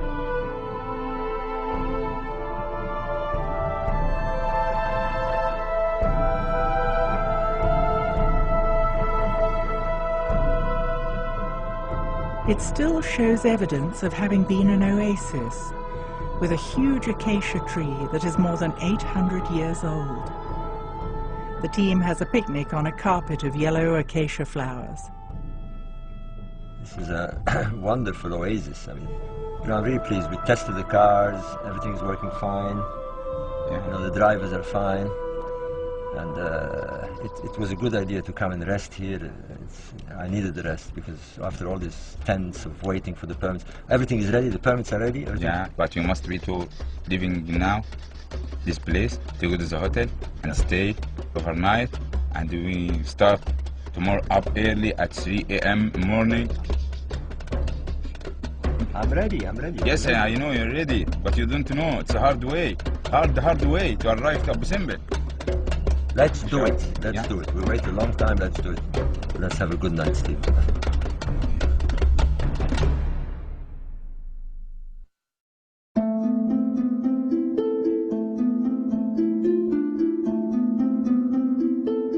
The team gets an early start, armed with long-awaited permits granted by the Supreme Council of Antiquities and the Egyptian army. They will enter the dangerous region of the Western Desert to the south of El Khaga Oasis. Well, after days of waiting and of uncertainty, we're finally on the road. We've got the permit and we're ready to go out in the desert to Nabta.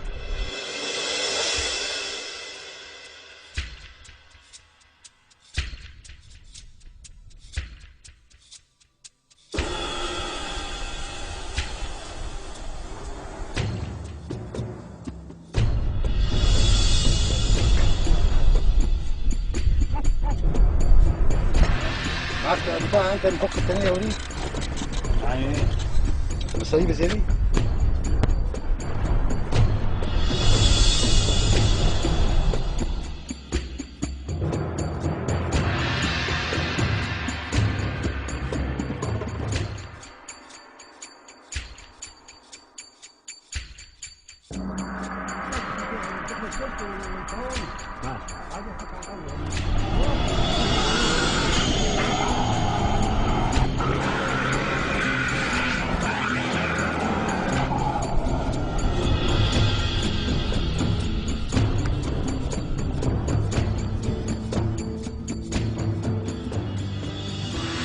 After driving south for hours along an old road covered by occasional sand dunes, there is nervousness in the air.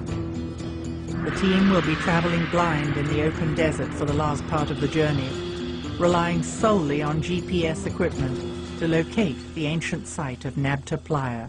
Yeah, about but this is very good. This is going to tell us 3 kilometers. No. I'm sure.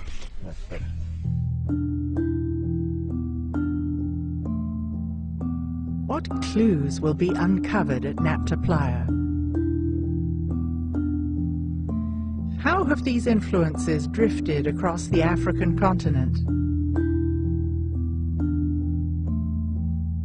More than 3,000 kilometers further west, in Mali, there is a living culture with a surprisingly similar worldview to that of the ancient Egyptians. The Dogon live in Mali, largely in isolation. Studies of the Dogon culture mirror the ideology of the ancient Egyptians with uncanny precision. I realized through my Dogon studies that there were relationships between Dogon words and Egyptian words, and I noticed that Dogon drawings turned up as glyphs in those Egyptian words. Laird Scranton's radical reinterpretation of Egyptian hieroglyphs came directly from his studies of Dogon cosmological symbols.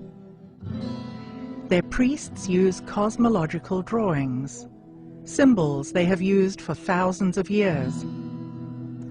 While it is impossible to ask the ancient Egyptians to explain their beliefs, Dogon priests can explain their cosmology and how their symbols are written and pronounced.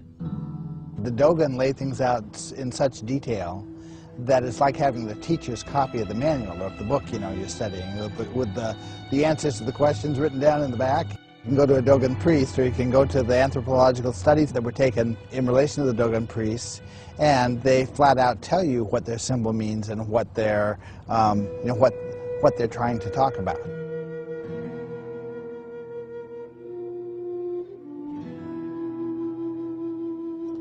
The general pattern I could say is that Dogon cosmology tells us how a concept should be expressed, how the word should be pronounced, what multiple levels of meaning the word should be associated with, and what kind of a drawing it should be associated with. That predicts for us what we ought to find in Egypt. And so when I go to Egyptian studies, I look at the Egyptian Hieroglyphic Dictionary or go to a book about Egyptian cosmology, sure enough, I find the same word expressing the same meanings, written with the same drawing or the same drawn character, and I say I've got a match. How is it possible that the Dogon culture in present-day Mali is connected to the ancient Egyptians? What is the link? The Dogon seem to have come out of a class of priests who had very specialized knowledge and who, for one reason or another, were not happy with the way things were going in Egypt and deliberately left. I would say that sounds like it's true. I can't prove it's true, but it doesn't contradict anything I know. The fact that there's a match between the Dogon drawing and the Egyptian glyph in the context of the same word, pronounced the same way, with carrying the same meanings, is just another level of validation that I'm on the right track, that these words really do correspond to each other. Using this new interpretation of hieroglyphic, what can we learn about the ancient Egyptian view of sacred cosmology?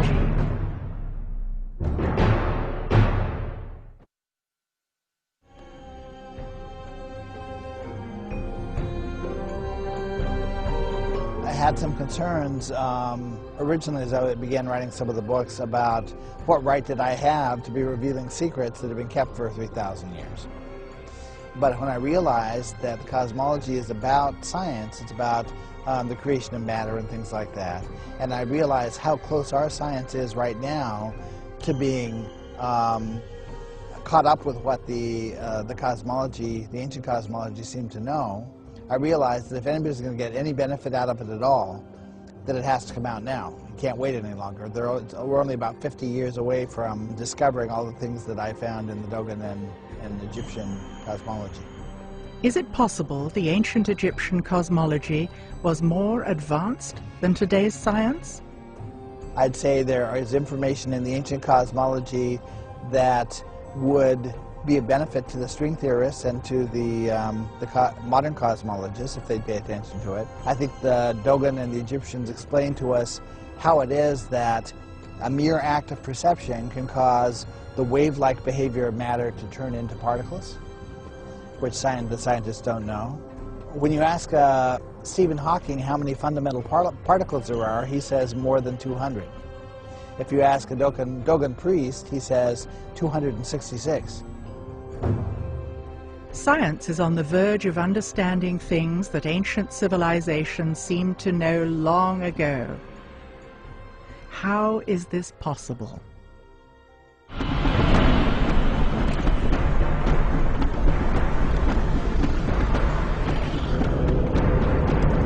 Very, very close. Within a couple of 100 meters. The excitement builds for the real destination of the expedition, the ancient site of Nabta Playa.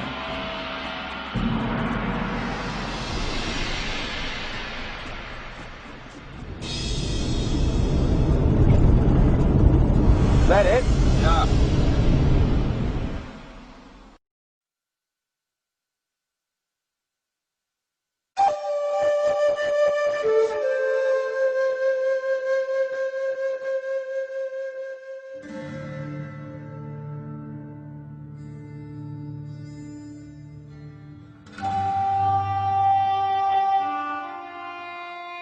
Here we have this bunch of huge megaliths that were dragged from God knows where and placed in a pattern, a sort of center point of the whole area.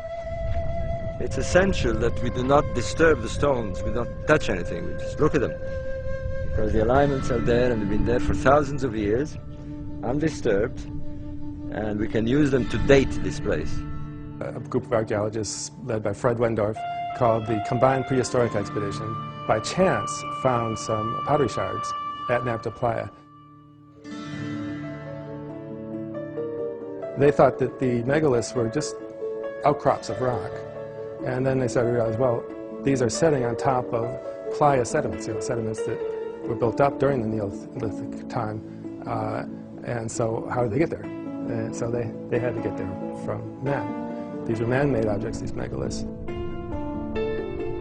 One of the possible links to Egypt before the pharaohs is that Nabta Playa became climatically hyper-arid like it is today around 3800 BC. It has not been lived at or used since. It has been assumed by historians that Egypt borrowed its complex society from Mesopotamia. However, it is now generally recognized that a process of social complexity is not diffused from one location to another, but rather develops locally.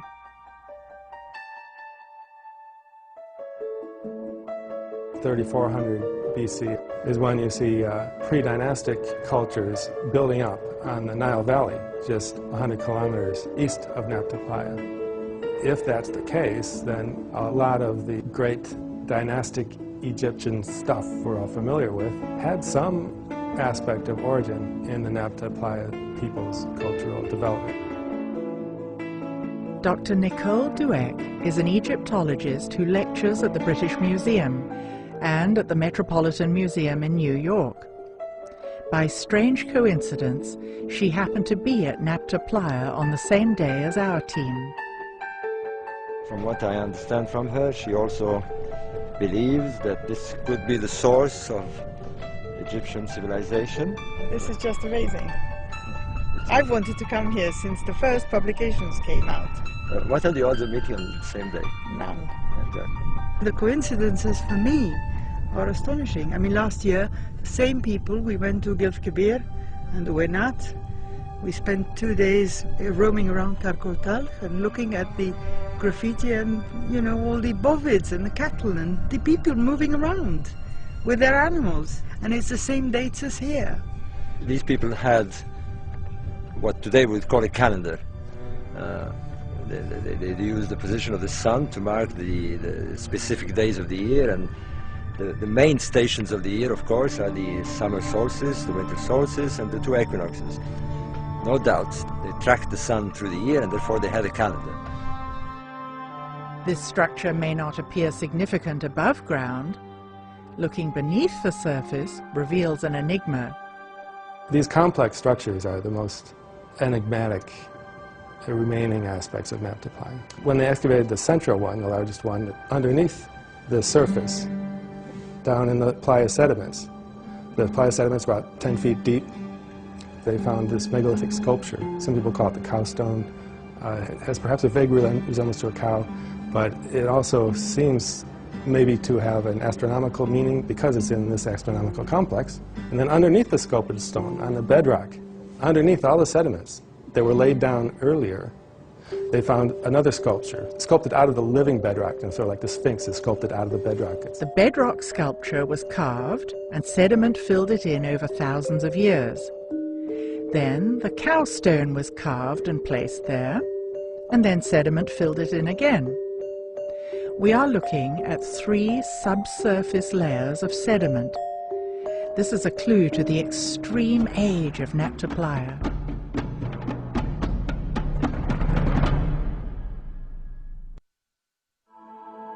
What makes all this far more exciting is that they also align to stars. And that's a totally different ballgame here, because aligning to stars means that they track the seasons. The climatic conditions were very important then. There was the beginning of the monsoons, and therefore the stars would be the signal to them that the monsoons had started. They would start migrating here, and they would arrive here when the water, the monsoons, the rainfalls had filled the lakes. It was essential that they get here when the lakes have water. It would have been a fatal mistake had they come here 20 or 30 days before the event. The complex radiates 3 series of lines, east, and a series of lines north. Right. According to Wendorf and the checkups by Brophy, we've got alignments to the rising of certain stars here and here. A double alignment of blocks, 250 meters long, points to the brightest stars in the belt of Orion. The second line points to the rising position of Sirius. Another long line of stones aligns to the brightest star of the Big Dipper, which later Egyptians represented as a cow thigh or leg. The stelae face the circumpolar region of the heavens, which the pyramid text describe as a place where the stars never die. They've got Orion's belt and Sirius. What's interesting is that they seem to be tracking them, not just aligning two, but they seem to be tracking them over the movement over a long period of time. So they knew the stars moved, and they knew that the sun moved the same every year on an annual cycle. Maybe the whole ceremonial complex has something to do with the age of Gemini and transition to the age of Taurus. The constellation of Taurus is represented by a bull. If we are talking about the transition to the age of Taurus, was the symbolism of cows in ancient Egypt connected to the nomadic cattle cults prevalent in the area? So astronomy is telling us that there's a link. Now we need the anthropologists and the Egyptologists to find that link. The problem is that most of these disciplines are so entrenched in their own little world that it's very difficult to move people one side or the other. And I mean, I don't know how it is in the United States, but in Britain, everyone is in his own little world, and people who deal with text won't talk to people who deal with sites in the same discipline. It's becoming more than obvious now. I think it is. That there are connections. Of course there are. And they're very, very important connections. Because there are no other answers, for the moment anyway. And this is as good as any. Yeah. Better.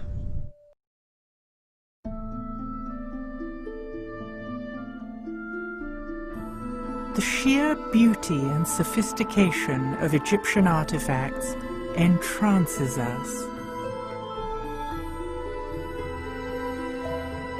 How can we unlock the code embedded in every object they made?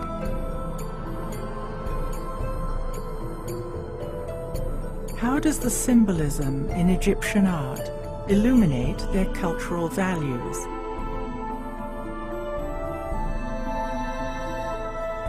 What ancient secrets still lie hidden in plain sight?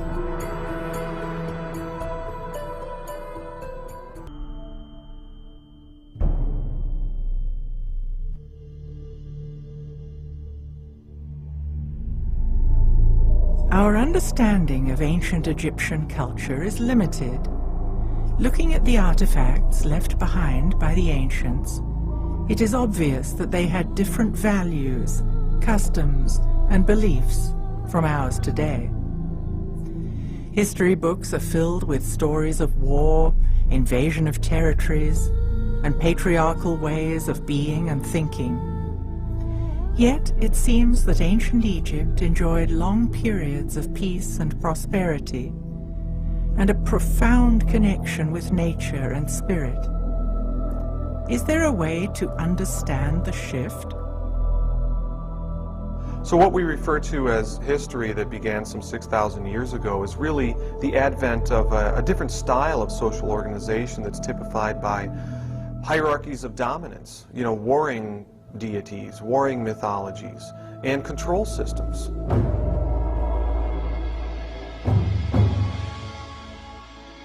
Vedic culture from ancient India speaks of a grand and measurable cycle of 26,000 years, consisting of ascending light ages and descending dark ages.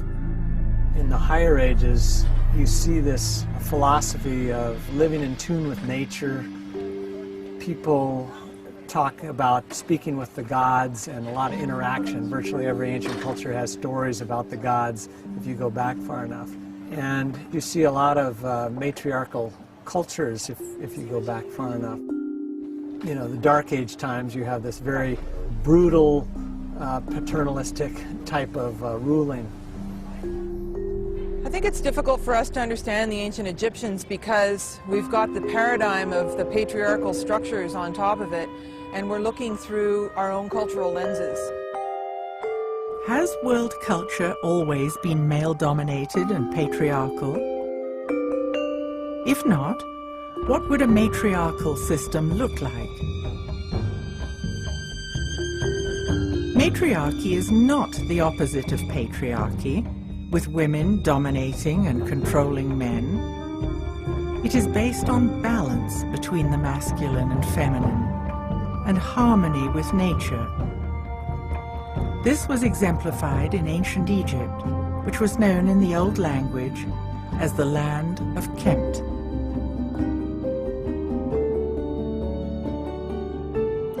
Hakim Awiyan received teachings about the Comitian people in the distant past. The ancient life system in Egypt here. The Comitian tradition being passed down through the mother. Mother is the teacher, not the father like patriarchy system. This is matriarchy. She is the goddess. She is everything in the house. Based on the countless artifacts that show the high status of the feminine, it seems that women had the same status as men, if not a higher status. In the museum, you have statues, you notice that the woman put the arm around the man's shoulder. And that shows, are they equal? No. Woman was the upper head in the family. When she put her arm around the man's shoulder, she's saying, this is mine. You also see that the sculpture in the old days put the feminine wig on a man's head when he promoted more to a woman than a man. Men's wigs were layered in different lengths, like steps. Women's wigs were parted in the middle, smooth, and all one length. When a man wore a woman's wig, it was an indication that he had high status. Only men with wisdom who wear the women wig. So these are the scribes and the physicians and the rest of them. All you can do is go back into the Old Kingdom, and what you find is, is obviously a fair amount of equality. The goddesses are revered as reverently as the gods, and there's even the instance, for example, of Hathor, the exception in that she's the only deity that has a temple column all to herself. So the Great Mother, the great feminine principle, occupies a very important part in the whole Egyptian symbology, the whole Egyptian doctrine. There's absolutely no doubt about that. Women could own property at as much rights as the men. They could divorce as easily as the men. Of all the known sophisticated civilizations that we have access to, probably women were better off in Egypt than they were anywhere else. Perhaps we are looking at ancient Egypt from a patriarchal viewpoint. We should let the symbolism in the artifacts tell their own story. The frescoes we see lining temple walls in Egypt and on stone slabs in museums around the world each tell their own story. We see the same images repeated again and again in Egyptian art. By learning to decode these symbols, we can look back in time, peeling back the layers of patriarchy that cloud our understanding of ancient history. Then we can begin to decipher the messages that the ancients left us. You have to accept that we're dealing with a period that occurred at least 5,000 years ago. And the little we know of it comes from archaic texts that were written in a very occult and esoteric manner. They weren't meant for you and me. The secrets of the ancient Egyptians were not for the commoners. They were meant for a very, very small group of elites who had to be initiated over many, many years to appreciate what these texts said. They were for the high-level initiates, which were people who were trained. and they would go through different initiations, tests that would help them be wise, that would help them confront their fears, that would balance them in the body, mind, and emotions. Initiates were students who were given rudimentary instruction on the mystery traditions of Mayan and Egyptian cosmic cycles. As they approached higher levels of consciousness, they came to respect different aspects of themselves that were represented in the feminine and the masculine. But they went further and called it sacred feminine and sacred masculine, which meant the purest form that was actually connected to the two hemispheres of the brain. Feminine consciousness corresponds to the right hemisphere of the brain and the left side of the body. In contrast, masculine consciousness corresponds to the left side of the brain and the right side of the body. Patriarchal consciousness focuses on history, linear time, dogma, rationality, waking reality, and science. Matriarchal consciousness focuses on eternity, cycles of time, ritual, magic, altered states, and art. If we examine the art, we can see the characters almost always have one foot slightly forward. In some instances, they take a big step forward. In each scene, the goddess has her left foot slightly. The pharaoh, however, takes a large step with his right foot. This shows that he is grounded in the masculine. Similarly, we often see images with two left hands. It has been suggested that this is just a stylistic convention, but we should not impose our ideas on Egyptian art. Left hands suggest giving, while right hands suggest taking. In our culture, we've practically erased the feminine in favor of the masculine. Reading, writing, and arithmetic. Art, music isn't as important.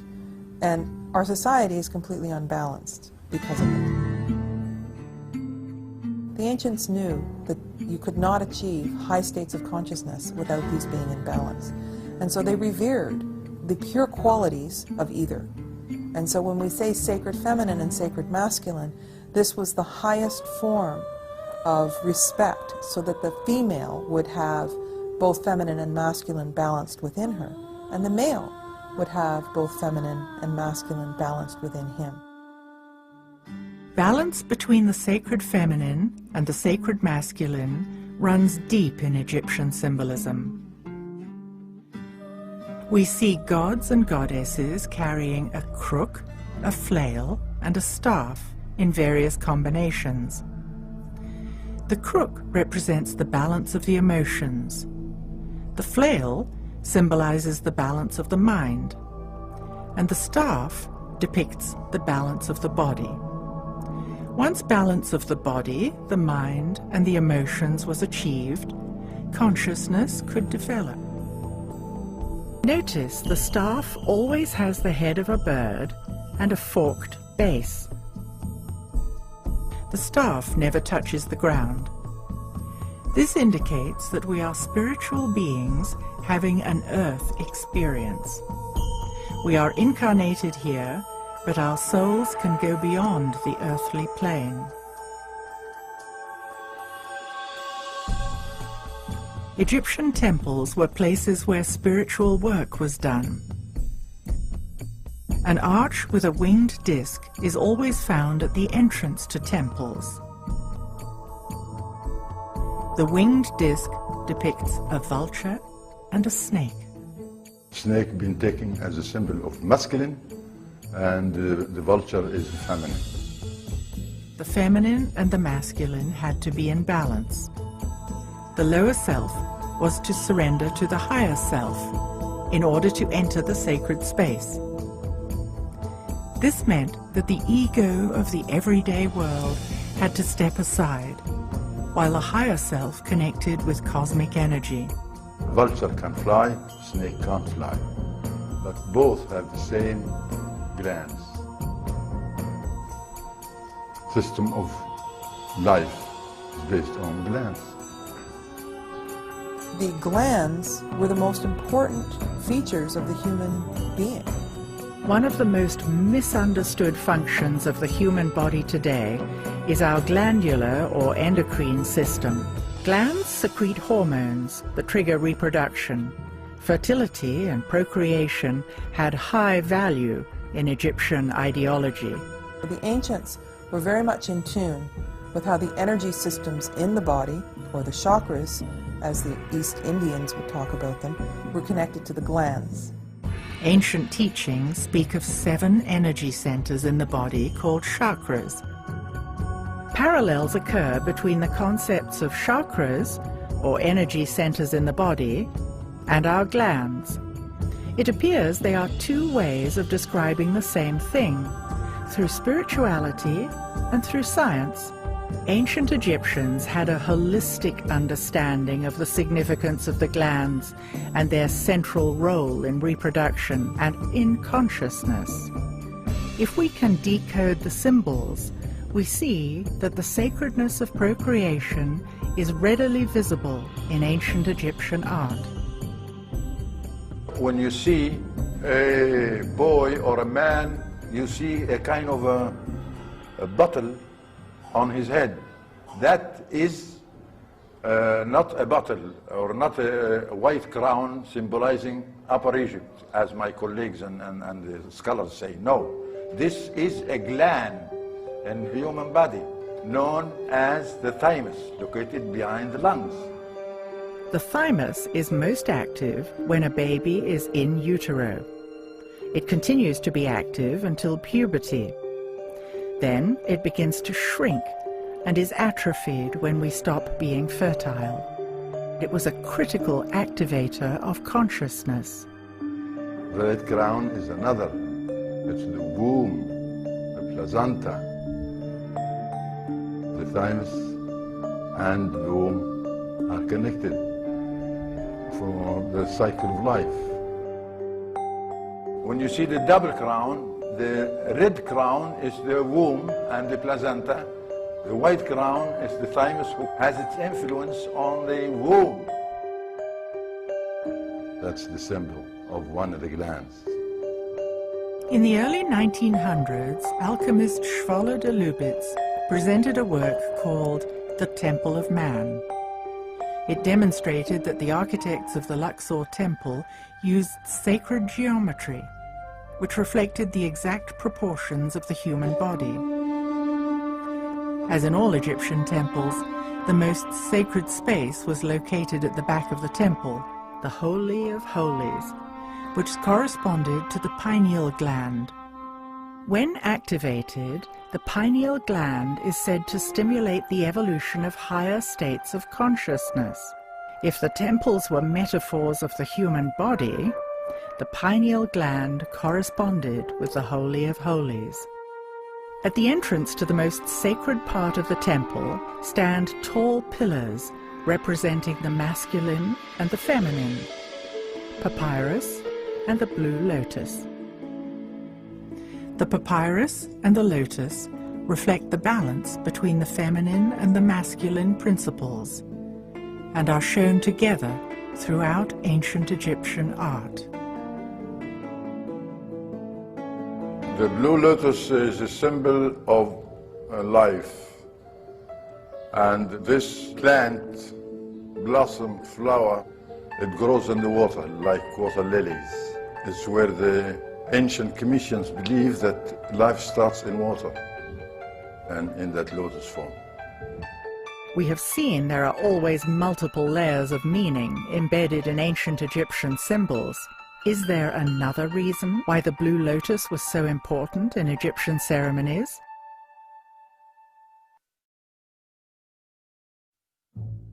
In ancient Egyptian art, we see countless instances of part animal, part human forms. What were the ancients trying to convey by these curious images? There's a technical term for such creatures that anthropologists use. They call them therianthropes, and that's from the Greek therion, which means wild beast, and anthropos, which means man. They're combinations of beast and man. It's not an accident that all of the gods of Egypt are therianthropic. They have, of course, fully human forms, but in most cases they also have forms that are part animal and part human. So you may consider Horus the head of a hawk and the body of a man. You may consider Sekhmet a lioness with a human body and a lion's head. Or Anubis, of course, the guide of souls, who is part jackal and part human. Egypt isn't the only place where these half-animal, half-human images have been found. Half a world away, we find clues to decode these mysterious symbols. Throughout the Amazon today, shamans working with the powerful visionary brew ayahuasca, a combination of two plants. Very frequently they will, after their visions, when they return to the normal, alert, problem-solving state of consciousness, they will actually sit down and, recollecting what they saw in the visionary state, will paint and draw the images that they saw. And the most common motif of these ayahuasca visions is the therianthrope, creatures that are part animal and part human in form. This specific characteristic of the ancient Egyptian gods is one of the things that tells me that our ancient Egyptian ancestors were using altered states of consciousness to explore the realms of spirit.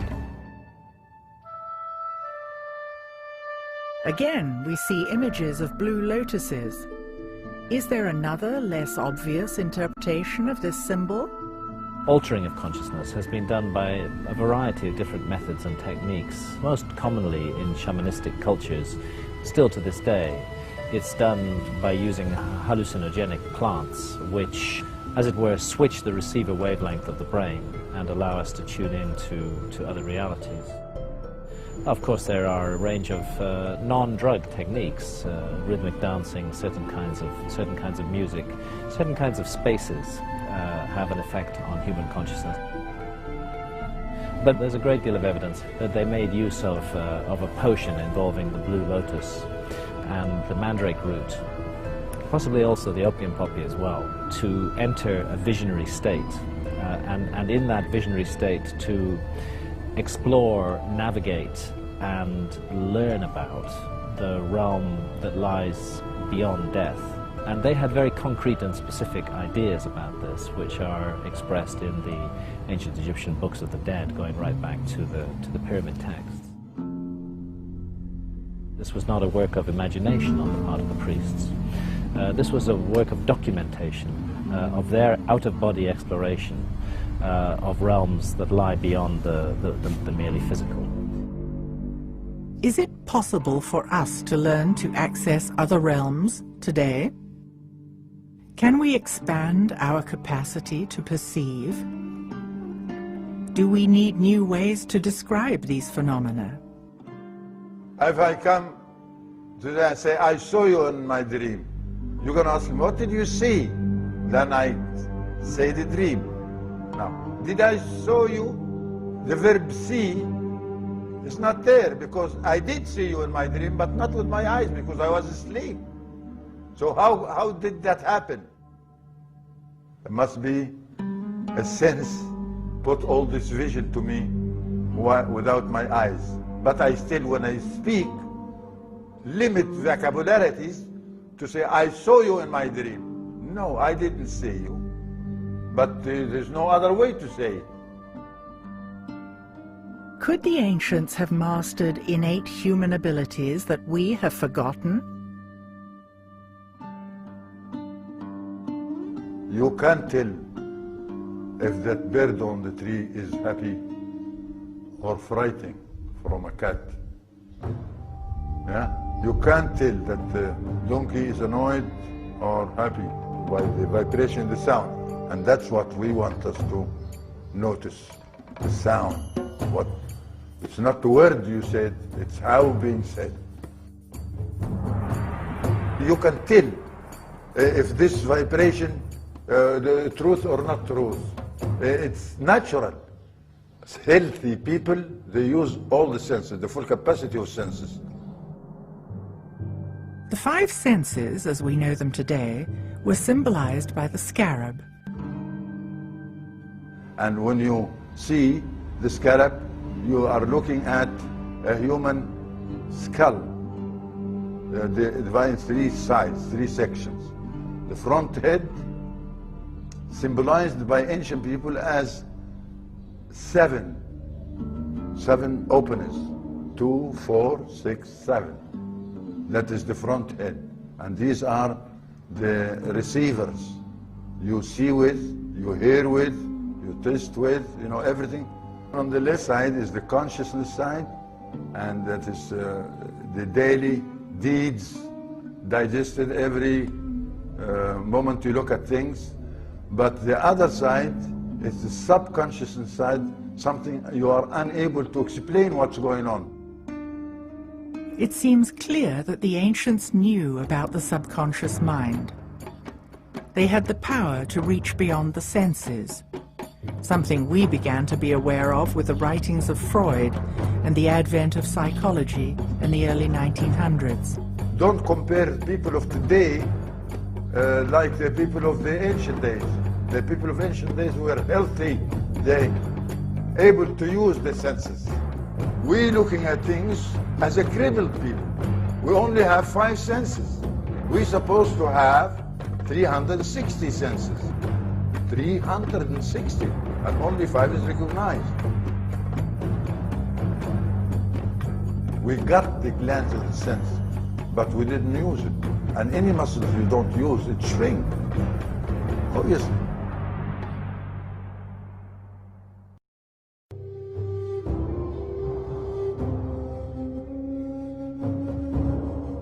How can we begin to imagine that the ancients had the capacity of 360 senses?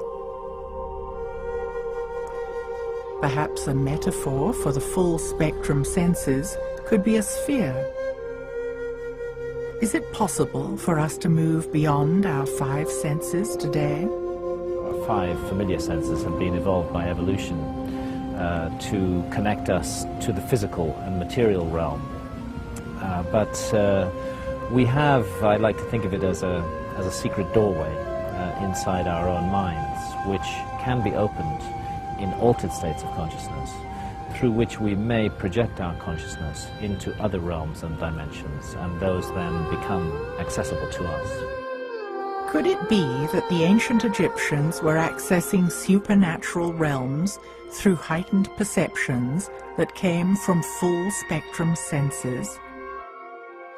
I've come to the conclusion that it's really impossible to understand ancient Egyptian civilization and ancient Egyptian spirituality and religion until you get to grips with the fact that the priests of that religion were deliberately and in a targeted way cultivating altered states of consciousness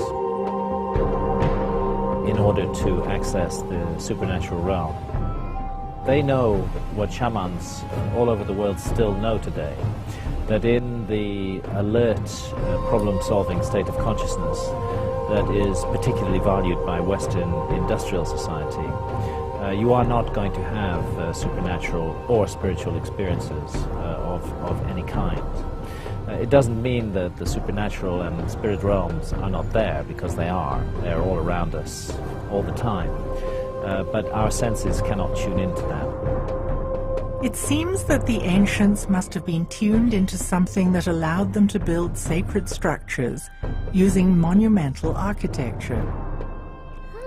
Today, we consider ourselves to be highly educated, yet engineers are at a loss when they try to build even a small pyramid. Has our system of education diverted us from what was common knowledge in ancient times? There were no schools and universities like what we have today. We've been influenced by this system of teaching. Today we think it's a relative life, that no education, they haven't been to school, and how can they build a pyramid? They don't know figures, how can they do this? But we don't know that the senses we have make the impossible possible. The impossible to us, which based on ignorance, make it possible. Because knowing is a very great power, just to know.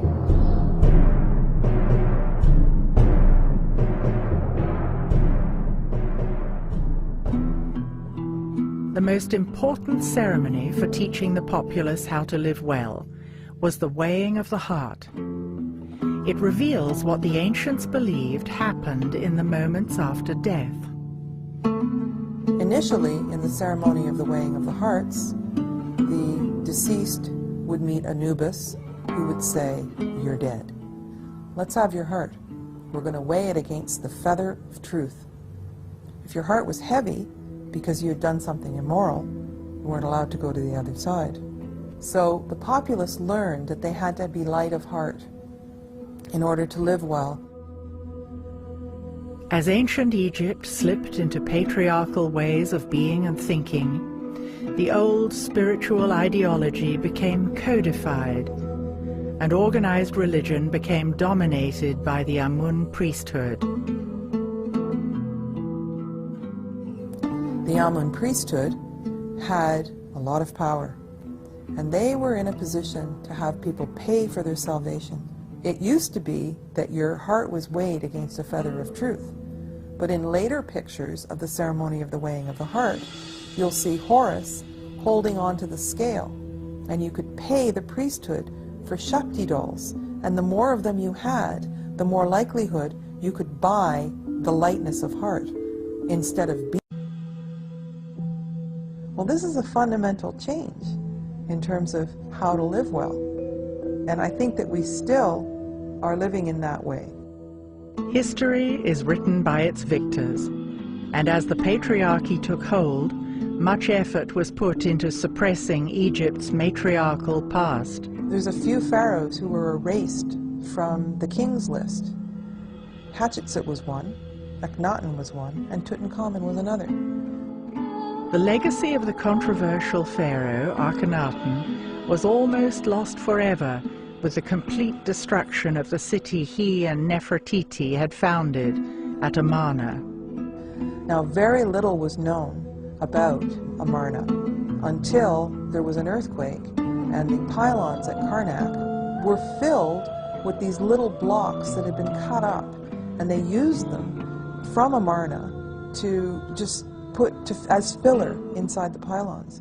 So when archaeologists found them and started putting them back together, they realized there was a very large story here. For the ancients, life on Earth mirrored the motion of the stars in the sky. What the ancients did is they would have the capital be at Heliopolis in the north for 2,160 years, and then they would have the capital be at Thebes, which is now Karnak, for that length of time. When Akhenaten came into power in the new kingdom of the 18th dynasty, it was right at the time when things were supposed to shift.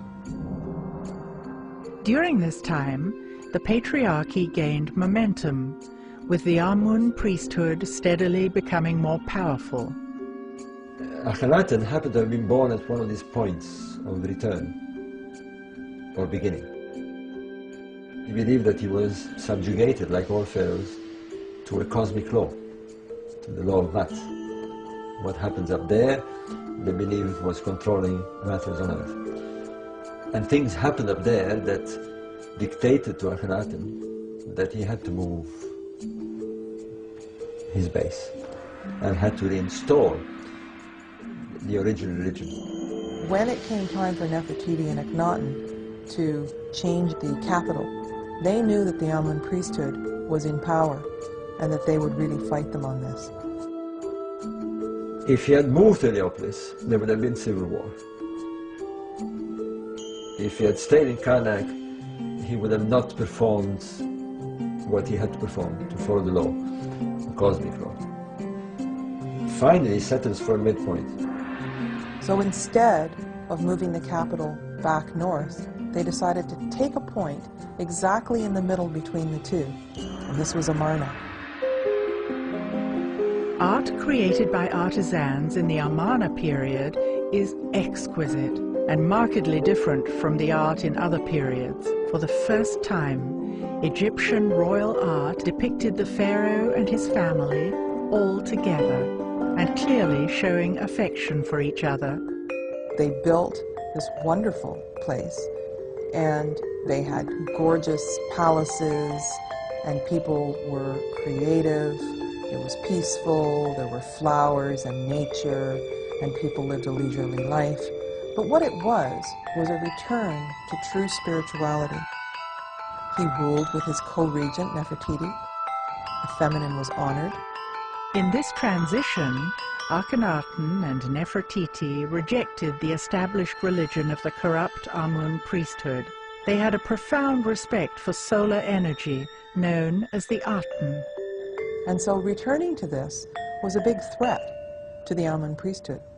And so they plotted to take Amarna down. They eventually broke him down, and they destroyed his city, and they reinstalled the ancient gods, and with all the iconography. Yeah, they simply destroyed everything, every trace of him. If they didn't find the ruins of Akhenaten's temples used as fill, rubble fill in the walls of Karnak, there'd be almost no sign of Akhenaten. Amarna was a peaceful society with great creativity and beauty. Yet scholars in traditional Egyptology continue to portray Pharaoh Akhenaten as a deformed, renegade, heretical leader. But seeing as a heretical king is quite the opposite. The heretics were the priests. He was not heretical. He, in fact, was somebody who was determined to adhere to the divine law. And he went to the cross for it. After the fall of Akhenaten, Tutankhaten, a boy of only 9 years old, became pharaoh. Now, because we found Tutankhamun's tomb intact, we know a lot about him and the life that he lived. Now, he was raised at Amarna. Now, some people say that Akhenaten was his father. We don't have DNA tests. We haven't found the mummy of Akhenaten. We don't know that for sure. But it's interesting that he started out as Tutankhaten, because at Amarna they worshipped the Aten. But after he took the throne, they opened the temples again. They moved away from Amarna. It seems that as soon as the Amun priesthood found out that he actually was of the Aten, he changed his name to Tutankhamun, that suddenly he disappeared. After 10 years of leadership, when Tutankhamun was 19, he died mysteriously. His mummy was X-rayed, revealing a fractured skull, suggesting a blow to the back of the head. It seems that he was buried in a rush. His tomb is very small, and close to it there were a whole lot of mummies that were moved in a cache and put aside. So it's almost like there were several mummies from other dynasties that were in the tomb that he ended up in, and then they took furniture from Amarna and buried him there. Though the tomb of King Tut left us many clues, his fate remains a mystery. Another casualty of the patriarchal retelling of history is the story of Queen Hatshepsut. Hatshepsut came earlier in the 18th dynasty. She started out by being a queen, and then she became pharaoh.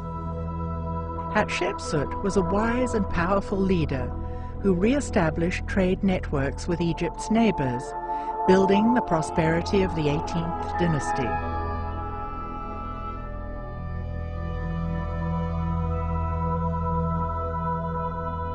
She was certainly ruling for a long time at a period of tremendous peace and prosperity. The artwork was never better than under her reign. Had she been male, she would likely have been remembered in history books as the best ruler of Egypt. Regardless of her success as a leader, she is still an enigma. There has been much controversy about Hatshepsut. It could be due to the patriarchy having little tolerance of images of an empowered woman. No one seems to agree on who the real Hatshepsut was. There have been massive books written on Hatshepsut, and again there are no There are no real conclusions. Obviously, Hatshepsut must have been a very able ruler because she stayed there apparently 22 years. But somehow, about 20 years after she passed, her statues were broken and all put into a pit. When they found them, they started putting them back together. But, like Akhenaten and Nefertiti, the Amarna period, they were largely forgotten because the people who came after were very threatened, and they somehow wanted to destroy all trace. Hatshepsut, Nefertiti and Akhenaten, Tutankhamun, they were the ones that really understood spirituality in some way. I suppose there was no money to be made if you weren't selling salvation. We may never know how the high courts of ancient Egypt were run. It seems likely that the stories passed down through the patriarchal institutions of the 19th and 20th centuries may have misled us. The peace and prosperity of the 18th dynasty, particularly in the time of Hatshepsut, Nefertiti, and Akhenaten, had to do with honoring the feminine in balance with the masculine. Looking at Egyptian artifacts and frescoes, it is clear that the feminine principle played a prominent role in society and was cherished and revered. The feminine principle was articulated in the concept of a great mother who was central to the ancient Egyptian worldview and was echoed by other world cultures. The Milky Way in the sky is mythologized in various ways, in various traditions, in various cultures around the world. And it's often thought of, almost universally thought of, as a great mother principle, the great cosmic mother in the sky. In ancient Egypt, biology met cosmology, and both were considered sacred. When you look at cosmology in terms of biology, it's describing events that happen inside of a womb. And the womb happens to be the womb of the mother goddess. In both Mayan and ancient Egyptian cosmology, the center of the Milky Way galaxy is where stars are born. Metaphorically, it is the womb of the great cosmic mother, represented as Isis, giving birth. We keep looking at how the ancient Egyptians thought, and everything fed biology and procreation. How we got here, how we came into existence, biology, and then how we left, and how our soul continues to live. And we can see that there aren't really that many symbols that aren't pertaining to balance of the body, mind, and emotions, and to balance between the two hemispheres of the brain. Once we can embrace that, then it's easier to understand the Egyptians. That switch from matriarchy to patriarchy, I think it's the cause of what's on the world now of conflicts and disagreement and showing off power. Yeah. Already, the beginning of the first dynasty of ancient Egypt, Egypt was moving from being matriarchal to coming into more patriarchal ways of being and thinking. There were a few periods where the ancient knowledge was remembered, but it's important to remember that there was a lot of ancient Egypt prior to the dynasties and in the early periods that did not represent those values. So the parts of Egypt that I find the most interesting come from the memory of times that came further back. I said many times that healthy people, they got the power, which is unhealthy people haven't got it. And I want you and all my friends and all my beloved to know that you have it. And when you know that, you will work on it to come bring it stronger. As I said before, the senses, just like muscles, if you don't use, it shrink and go.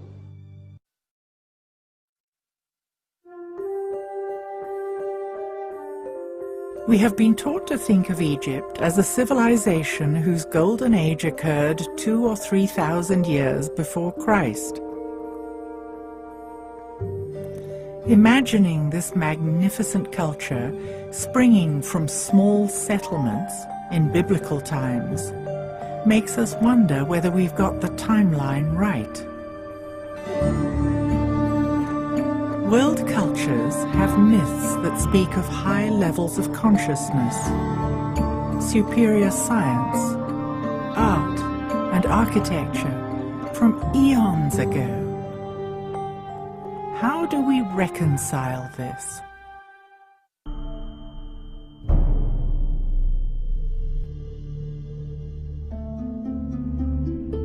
We are trapped in our own concept of time, but many cultures think on a vastly different scale.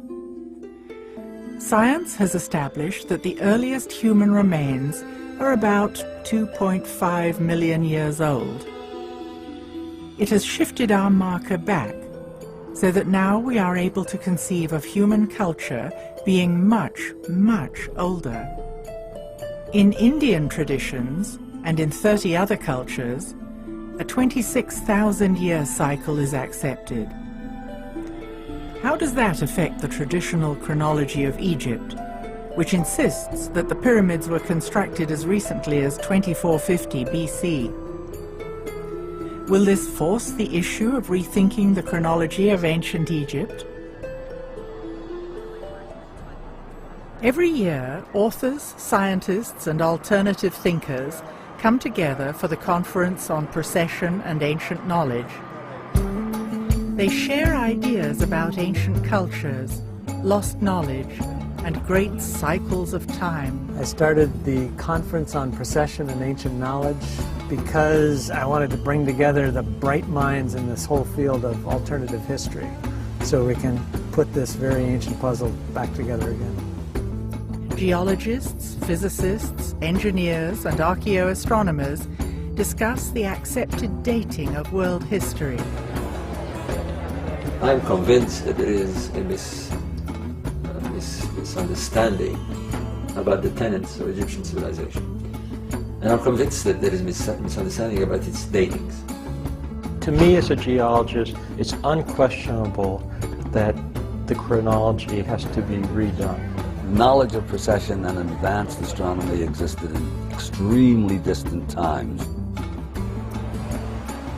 So I think we're looking at a chronology that's far, far older than is accepted. By integrating recent scientific discoveries in different disciplines, they define a new timeline of our past. The Egyptians provided us with concrete evidence that describes political events from a far more distant past than we can imagine. Why has this been overlooked? The Egyptians themselves, in at least one stone tablet, the Palermo stone, and one papyrus, the Turin papyrus, they say that ancient Egypt is much, much older than the Egyptologists think it is. So to dismiss that is, of course, an assumption that contemporary Egyptologists know a lot more about ancient Egyptian history than ancient Egyptians do, which is a form of typical arrogance on the part of the academic community. So why do we consider civilization to be only about 6,000 years old? Is it because of our limited imagination, or is there another reason? Modern scholars tend to minimize the age because it fits better with the current paradigm of history. You know, the current paradigm is 5,000 years ago, man was hunter-gatherer. He had to have writing before he could build large structures or civilizations. He came together to protect himself from other warring parties and things like this. And so, for example, in Corral, Peru, when they found that amazing six-pyramid structure down there, they assumed it was built by the Incas, because that's only 500 years ago, and the Incas built most of South America. Well, when they got this very good carbon dating that shows it's 4,700 years old, it really blows a hole in current history theory. Generally, the academic community is just sort of silent about it right now because they don't have any good ideas with the current theories of history. A cross-disciplinary approach helps us to put hard evidence and theory together to reach a greater understanding. If we consider the data coming from astronomy, geology, astrology, and climatology, we can arrive at new conclusions about the chronology of ancient Egypt. We have two sciences that are playing with it. We have astronomy, we have geology. With the pyramids, we have a much more precise science. They've aligned the monuments. And they have the religious ideas locked to the machinery of the sky and the constellations and the sun and so forth. So we can use that with high precision and arrive at a date. How does this information affect the dating of the Great Pyramid? Was it really built when Egyptologists say it was? The traditional date for the Great Pyramid is about 2550 or so BC, give or take. I mean, people argue about the dates, and some people want to date it down to a particular year. I think that's a precision that's not justified whatsoever. I like to use the metaphor of painting a house. If you painted your house last in 2003, that doesn't mean your house was built in 2003. So I subscribe to the notion that there was probably quite a lot of work done on the Great Pyramid in 2450 BC, but that it probably was built quite a bit earlier than that. There's something very threatening about changing the dates because it takes us out of the patriarchal era. But I think that there was a whole world of Egypt that existed in matriarchal times, and I think the evidence is quite strong for that.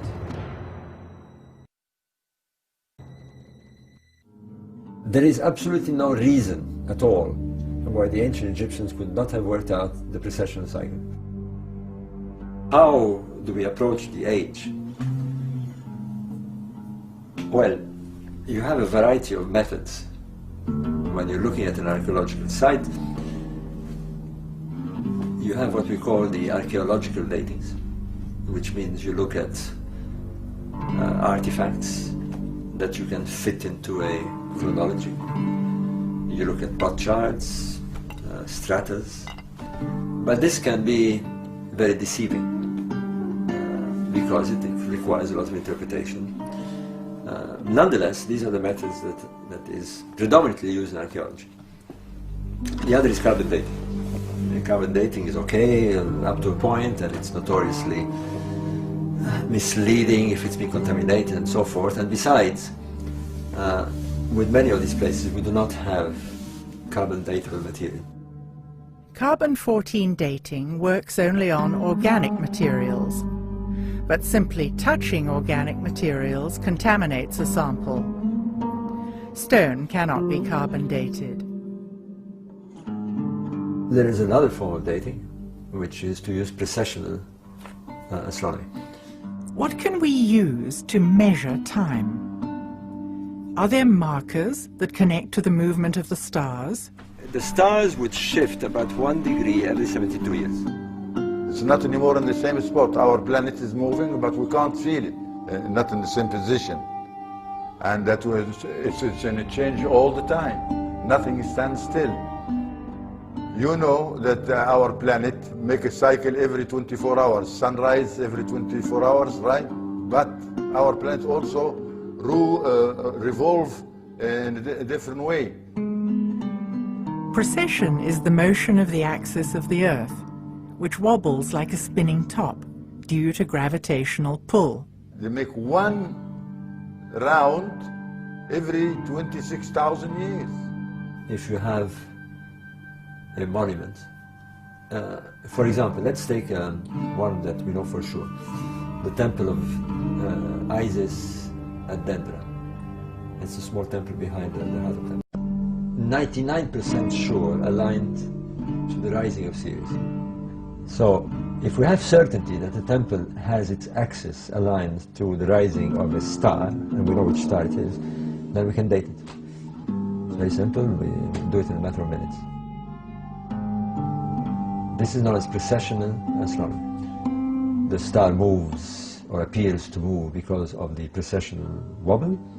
We have a date. Plato called a precessional cycle of 26,000 years a great year. The great year is Plato's term for this vast cycle of time, one eon, one precession of the equinox. It's about 24,000 years.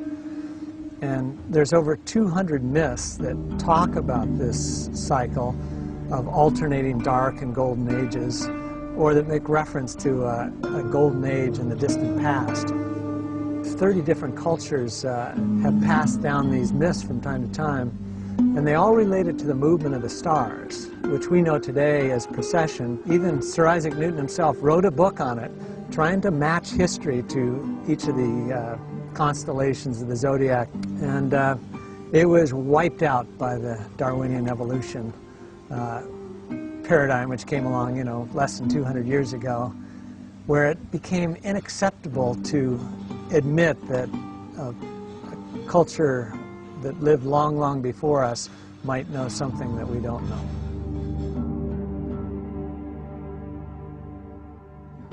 On different continents, cultures have come up with the same ideas. There's a certain science of cycles that's embedded into the World Age doctrine of the Maya.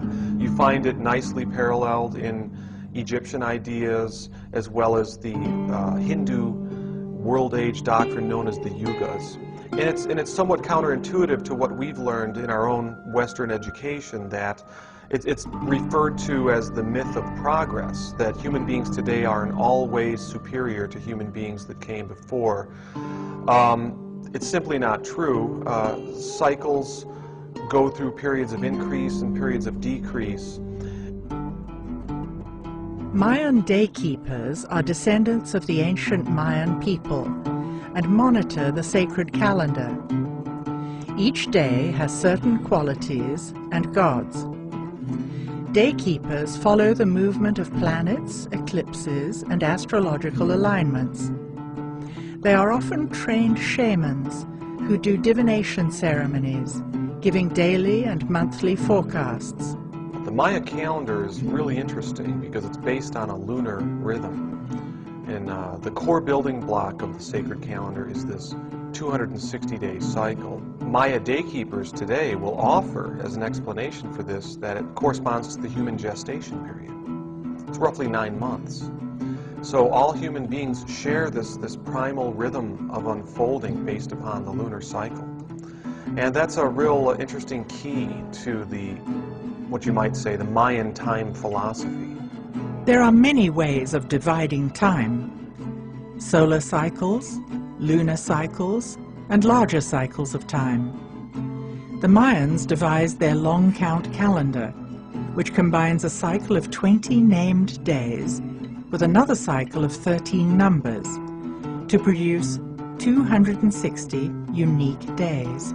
Each of the 20 days is linked to a different god in Mayan mythology. The Great Cycle started in 3114 BC and ends in December 2012. Well, the long count calendar is the most interesting calendar that the Maya had devised. This is of great interest in our times because this large cycle in the long count calendar, this period of 13 Baktuns, ends in 2012. So there's a great interest in figuring out why the early Maya skywatchers picked 2012 to end this large cycle of time. The Mayans were excellent calendar makers. They intercorrelated the movements of the moon, the sun, and even Venus to make their calendars very precise. And for some reason, they have their long count calendar, the Baktun, ending here in 2012. So it seems perhaps they're trying to call attention to something. Many people have been talking about 2012 as a turning point. What is the significance of this date? In the years around 2012, the December solstice sun will be lining up with the center of our Milky Way galaxy. This is a rare alignment in the great cycle of the precession of the equinoxes, this 26,000-year cycle. Now, another thing that's interesting about this period of the 13 Baktun cycle that began in 3113 BC and ends in 2012 is its midpoint, 550 BC. This is a time when great world teachers appeared on the stage of history. Pythagoras among the Greeks, the Buddha, Zoroaster among the ancient early Persians. So there's also something to be said for the way that the long count divides up time in a certain way that defines periods in human culture, dawn points. high noon points and end points.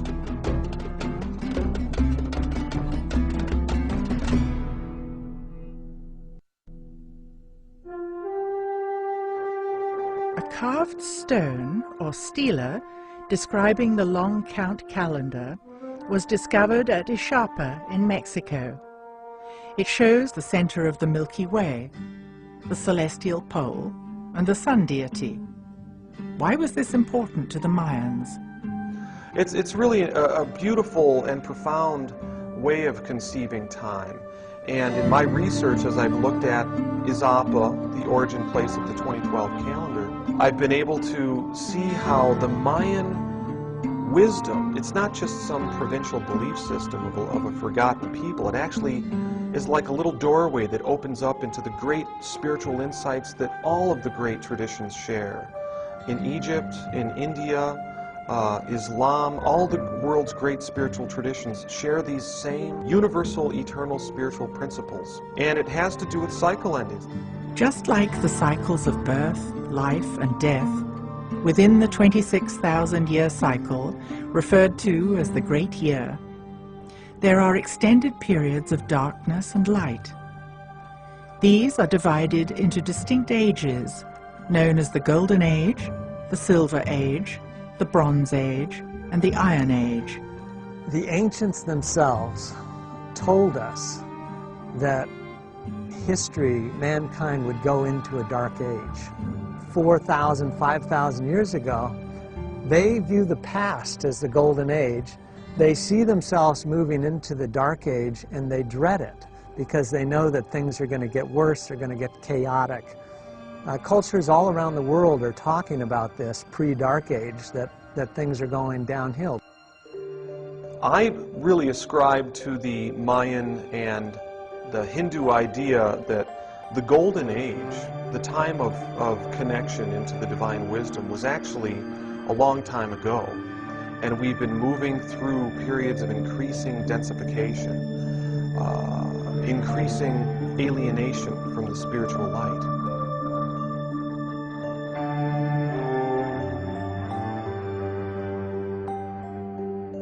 Golden Ages are times of enlightenment, when civilizations reach high points in architecture, spirituality, and benevolence. This is considered to decline slightly in the Silver Age, further deteriorating in the Bronze Age, and reaching extreme levels of chaos, corruption, and ignorance in the Iron Age or Dark Age. Then the cycle works its way back up to the next Golden Age. One of the ways to measure the 26,000-year Yuga cycles is through the ages of the zodiac, which the ancient Egyptians clearly understood. The origin of the zodiacal signs is a very good question, actually, and probably impossible to determine. The only one of the signs that vaguely looks like what it's supposed to is Leo the lion.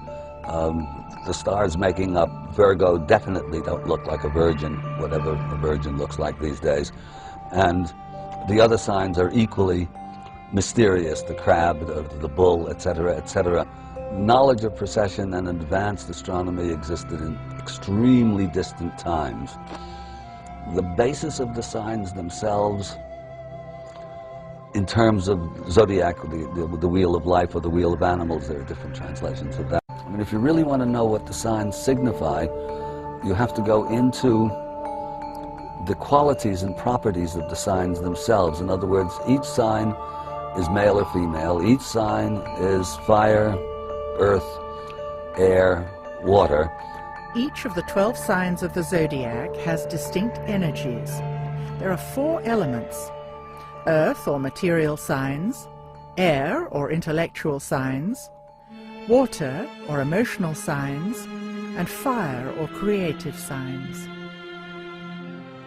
By looking at the 12 zodiacal ages of about 2,000 years each, we can rethink the Egyptians' concepts of time and recreate the chronology.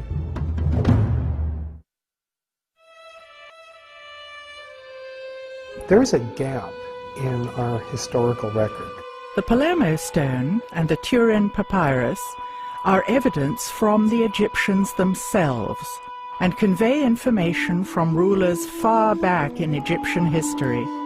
And they give the regnal years and the name of each of these rulers. And when you compute all of those names and put the numbers together, you get a date somewhere around 36,000 BC.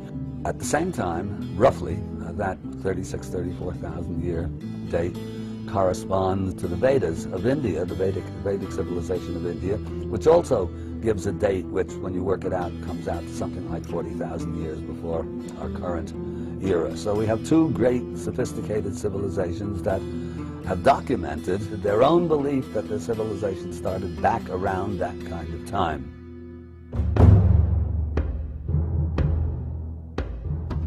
It is interesting to note that this is roughly 1.5 precessional cycles ago, dating back to a previous golden age.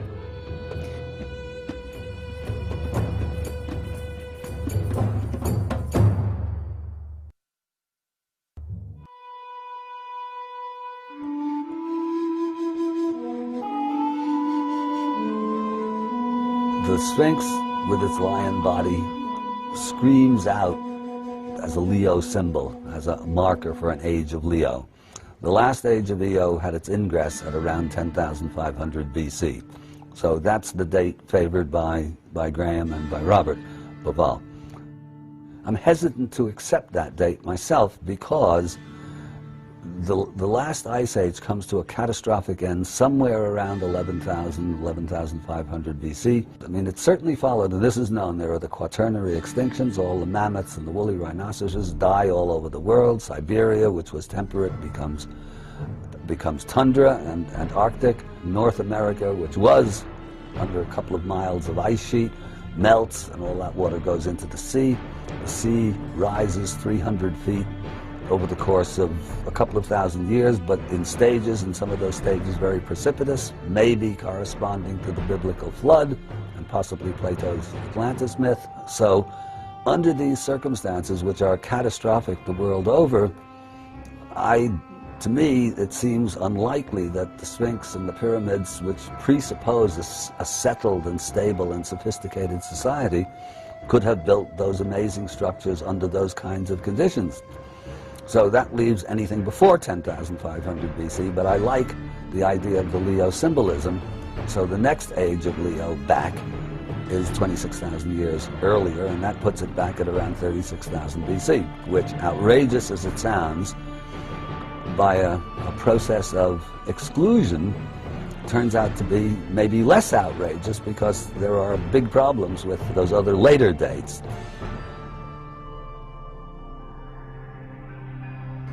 Looking at the weathering on the Sphinx and the Sphinx enclosure, that weathering was clearly formed by runoff from precipitation. It is indeed water weathering and precipitation induced, so it has to have been done in the distant past, and the question then is, how distant was that past? It could take tens of thousands of years for the Nile to have migrated 8 miles. Can we use this evidence to redate these monuments? When you look at geology, you can see that the riverbed has migrated all the way from the west, beyond 50 kilometers to the west. Then it passed across the plateau, and you can see that the ancient riverbed actually went right up to the pyramids, and the initiates could have stepped right off these barges up onto the causeways into the pyramids. Now, if you look, the Nile is a full 8 miles to the east, and it's the dividing point between Cairo and Giza. And so if we look at geological time, it would take several tens of thousands of years in order for the Nile to make that migration. We can compare that to places like Tiahuanaco in Bolivia that almost certainly was on the edge of Lake Titicaca, and now it's 50 miles away. So it changes the whole idea of how ancient these places could have been. How many thousands of years does it take for a river to make this huge journey? The oases of El Khaga and Fayoum run parallel to the Nile today, but 100 kilometers west. It seems that the river migrated all the way from here to its current course. Evidence of ancient human settlements has been found in the area that is now desert, but once had water. At these locations are stone circles, indicating a knowledge of astronomy. What does it tell us about the distant past? What can we conclude about the dating of the pyramids and the Sphinx? And all I can really say at this point, given the data I have, is that I think it has to be at least back to 5000 BC. Could it be older? In fact, might it well be older? Yes. Generally, if sort of pressed for dates, I'll say my best estimate is somewhere in the period of 7000 to 5000 BC. So that's really a working range that I'm comfortable with.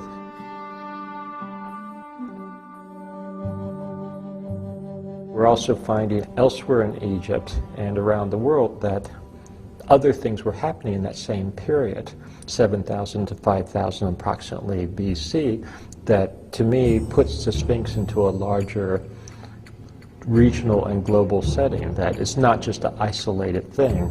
It doesn't seem as isolated as it did 15 years ago when we had less knowledge. You come to tentative conclusions. If more data comes in that seems to indicate something else, I don't ever want to be afraid to change my conclusions or go where the evidence takes me. I'll stick with my extreme 36,000 BC date until proved otherwise, and if proved otherwise, I will change my mind.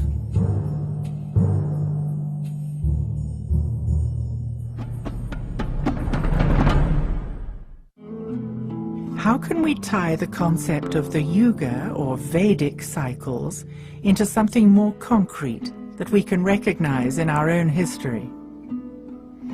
If we re-examine the stories that are often dismissed as fanciful myth, we might find that it indicates greater forces in play.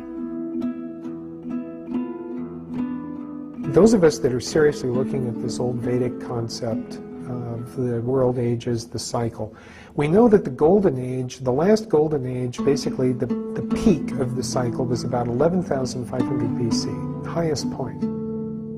We also know that Plato mentions a series of catastrophes which have come down to us as the Atlantis legend, in which he claims that on our calendar system it would have been around 9500 BC. Some tremendous upheaval apparently occurred, a lot of destruction.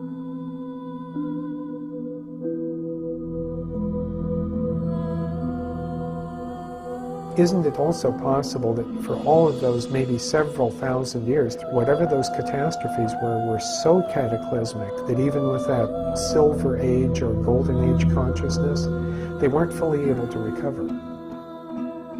The end of the Golden Age and the decline into the falling Silver Age, or what we would refer to as Mental Age, marked the time at which we were falling out of a state on this planet where the average person had the potential or capability to be in a state, a very high state of awareness.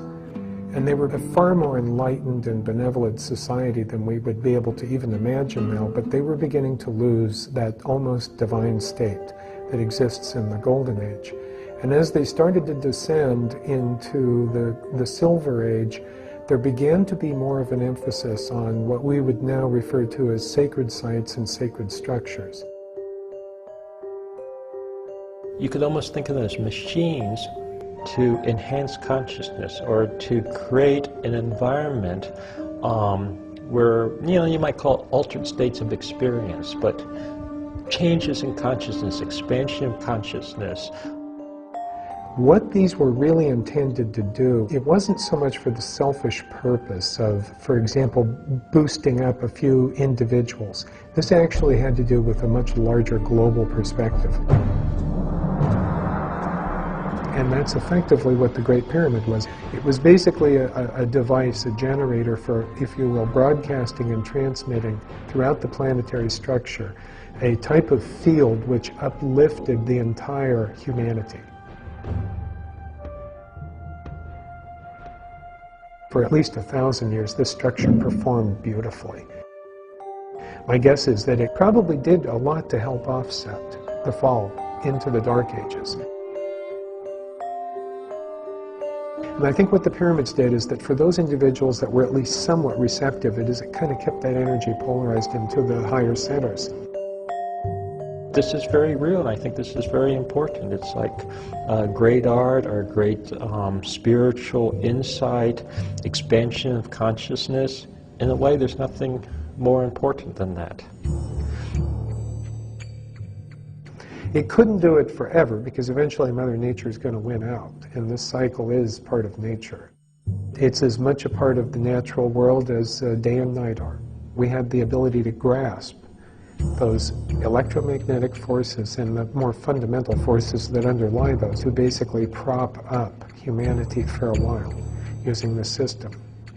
Now the pyramids only have a very direct effect if you're close to them, which is the way it is in this age. You know, if we go stand in the pyramid, we might feel an effect like that. But I suspect thousands of years ago, you didn't have to be near it. I think it was probably a global effect.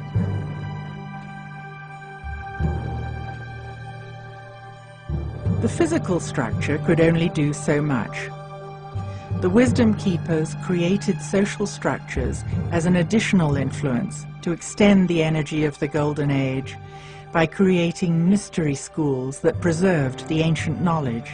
The whole idea of the schools of mystery and the ancient knowledge and preserving those traditions that had come down from those fabulous ages, that was lost. And then eventually it was ridiculed, and then finally it had to go underground because people would either actively burn those texts or, you know, persecute the people who had that belief system. And I think at that point we were in the Dark Ages.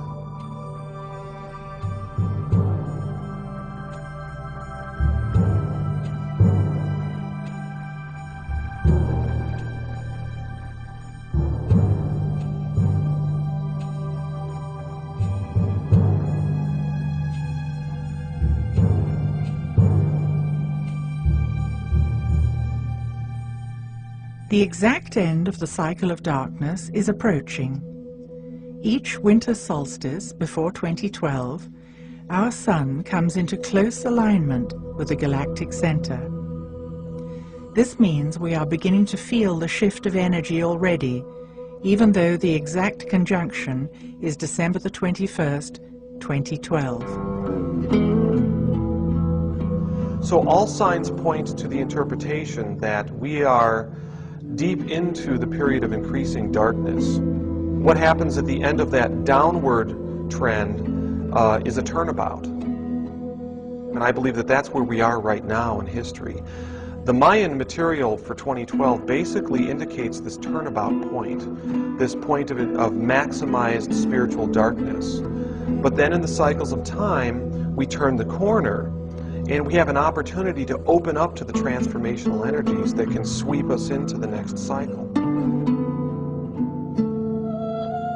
I hope that the Mayan ancestors trying to interpret the few writings that are left are correct, that it means there's going to be some quickening or something like that. Because that would actually go with our latest understanding of the yugas. What a yuga cycle really is one precession equinox. And you know, using these later scholars' interpretation, we're actually in the very early stages of consciousness accelerating. It has to do with the opportunity that we have to open up to the divine wisdom, to the transformational energies. But it always comes down to free will. Nothing is predetermined. It always comes down to a choice that we all have to close down in fear, succumb to fear, close down, become more limited in our consciousness, or open up to the blessing of the connection to the higher wisdom that is symbolized in the Maya tradition by the galactic center, the womb of the Great Mother, that which can transform and renew.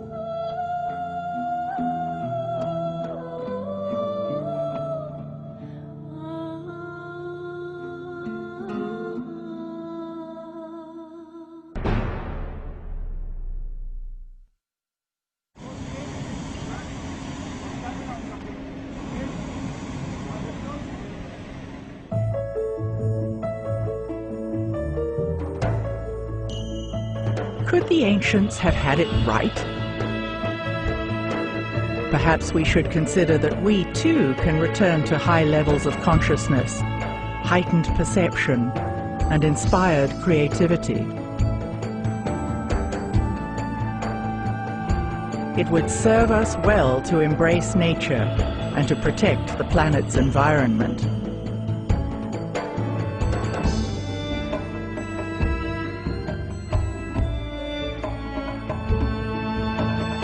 Can we go beyond religious dogma and allow ourselves to imagine what lies beyond death?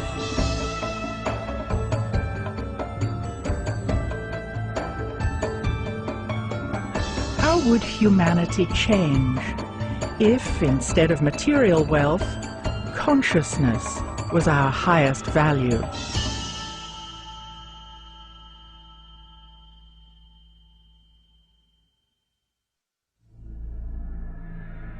The ideas depicted in the Pyramid Code revolutionize accepted beliefs about the purpose and the age of the pyramids and the Sphinx.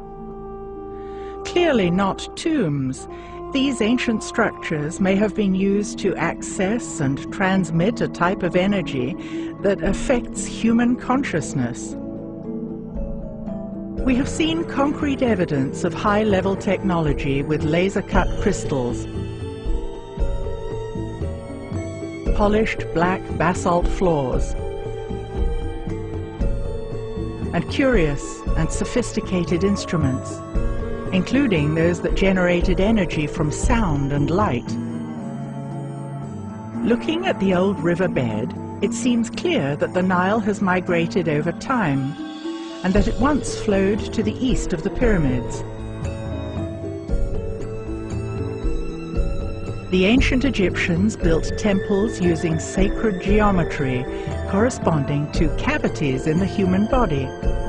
They had a profound belief in the significance of the stars and how the patterns of the constellations corresponded to our place in the cosmos. They understood large cycles of time, and they kept meticulous records of the motion of the stars and planets. The ancients had a deep respect for the sacred feminine principle and the importance of balancing the sacred masculine and the sacred feminine. From pre-dynastic to dynastic times, the ancients maintained a deep reverence for nature. They were astonishingly creative and artistic. From clues left on temple walls, it seems clear that our Egyptian ancestors accessed altered states of consciousness. Their primary concerns were how we arrived in our earthly bodies, described in terms of biology, and what happened when we left our earthly bodies, described in terms of cosmology. Our ancestors left clues embedded in symbols that had multiple layers of meaning.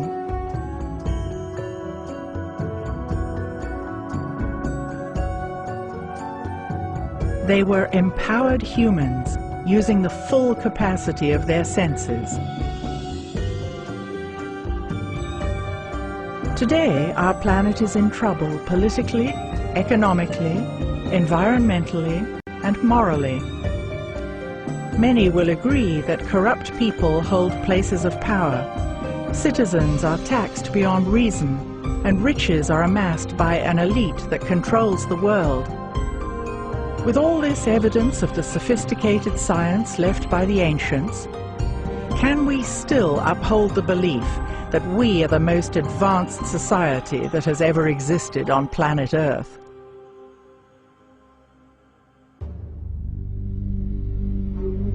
Is today's test-driven education system effective? Instead of rote memorization of facts, what would happen if today's youth were taught to expand their capacity to know? If we were taught to seek truth and justice, living by the ancient law of Ma'at, how would our society change? Taking our cue from the ancients, if we live in tune with nature, in an atmosphere of creativity and peace, and if we connect to spirituality, is this the answer to a healthy future for humanity? The ominous date of December the 21st, 2012 is fast approaching. Does this herald doomsday, or could it be a powerful gateway into new ways of being and thinking? Are we turning the corner and ascending out of the age of darkness to journey toward a new golden age? Is it possible that the ancients living in a golden age in the distant past were able to see into future cycles of time? Could they have predicted that humanity would plummet into the depths of collective despair? Could they have predicted that humans would be disempowered, thus losing their connection to spirituality? Did they leave magnificent structures skillfully aligned to the stars and encoded with symbols to act as a trigger for us to wake up now? It seems humanity is at a crucial juncture as we approach 2012. Are we ready to walk forward into a new future? Have we finally cracked the pyramid code? Wake up. We have it. We got it. Just know that we have it. And it works.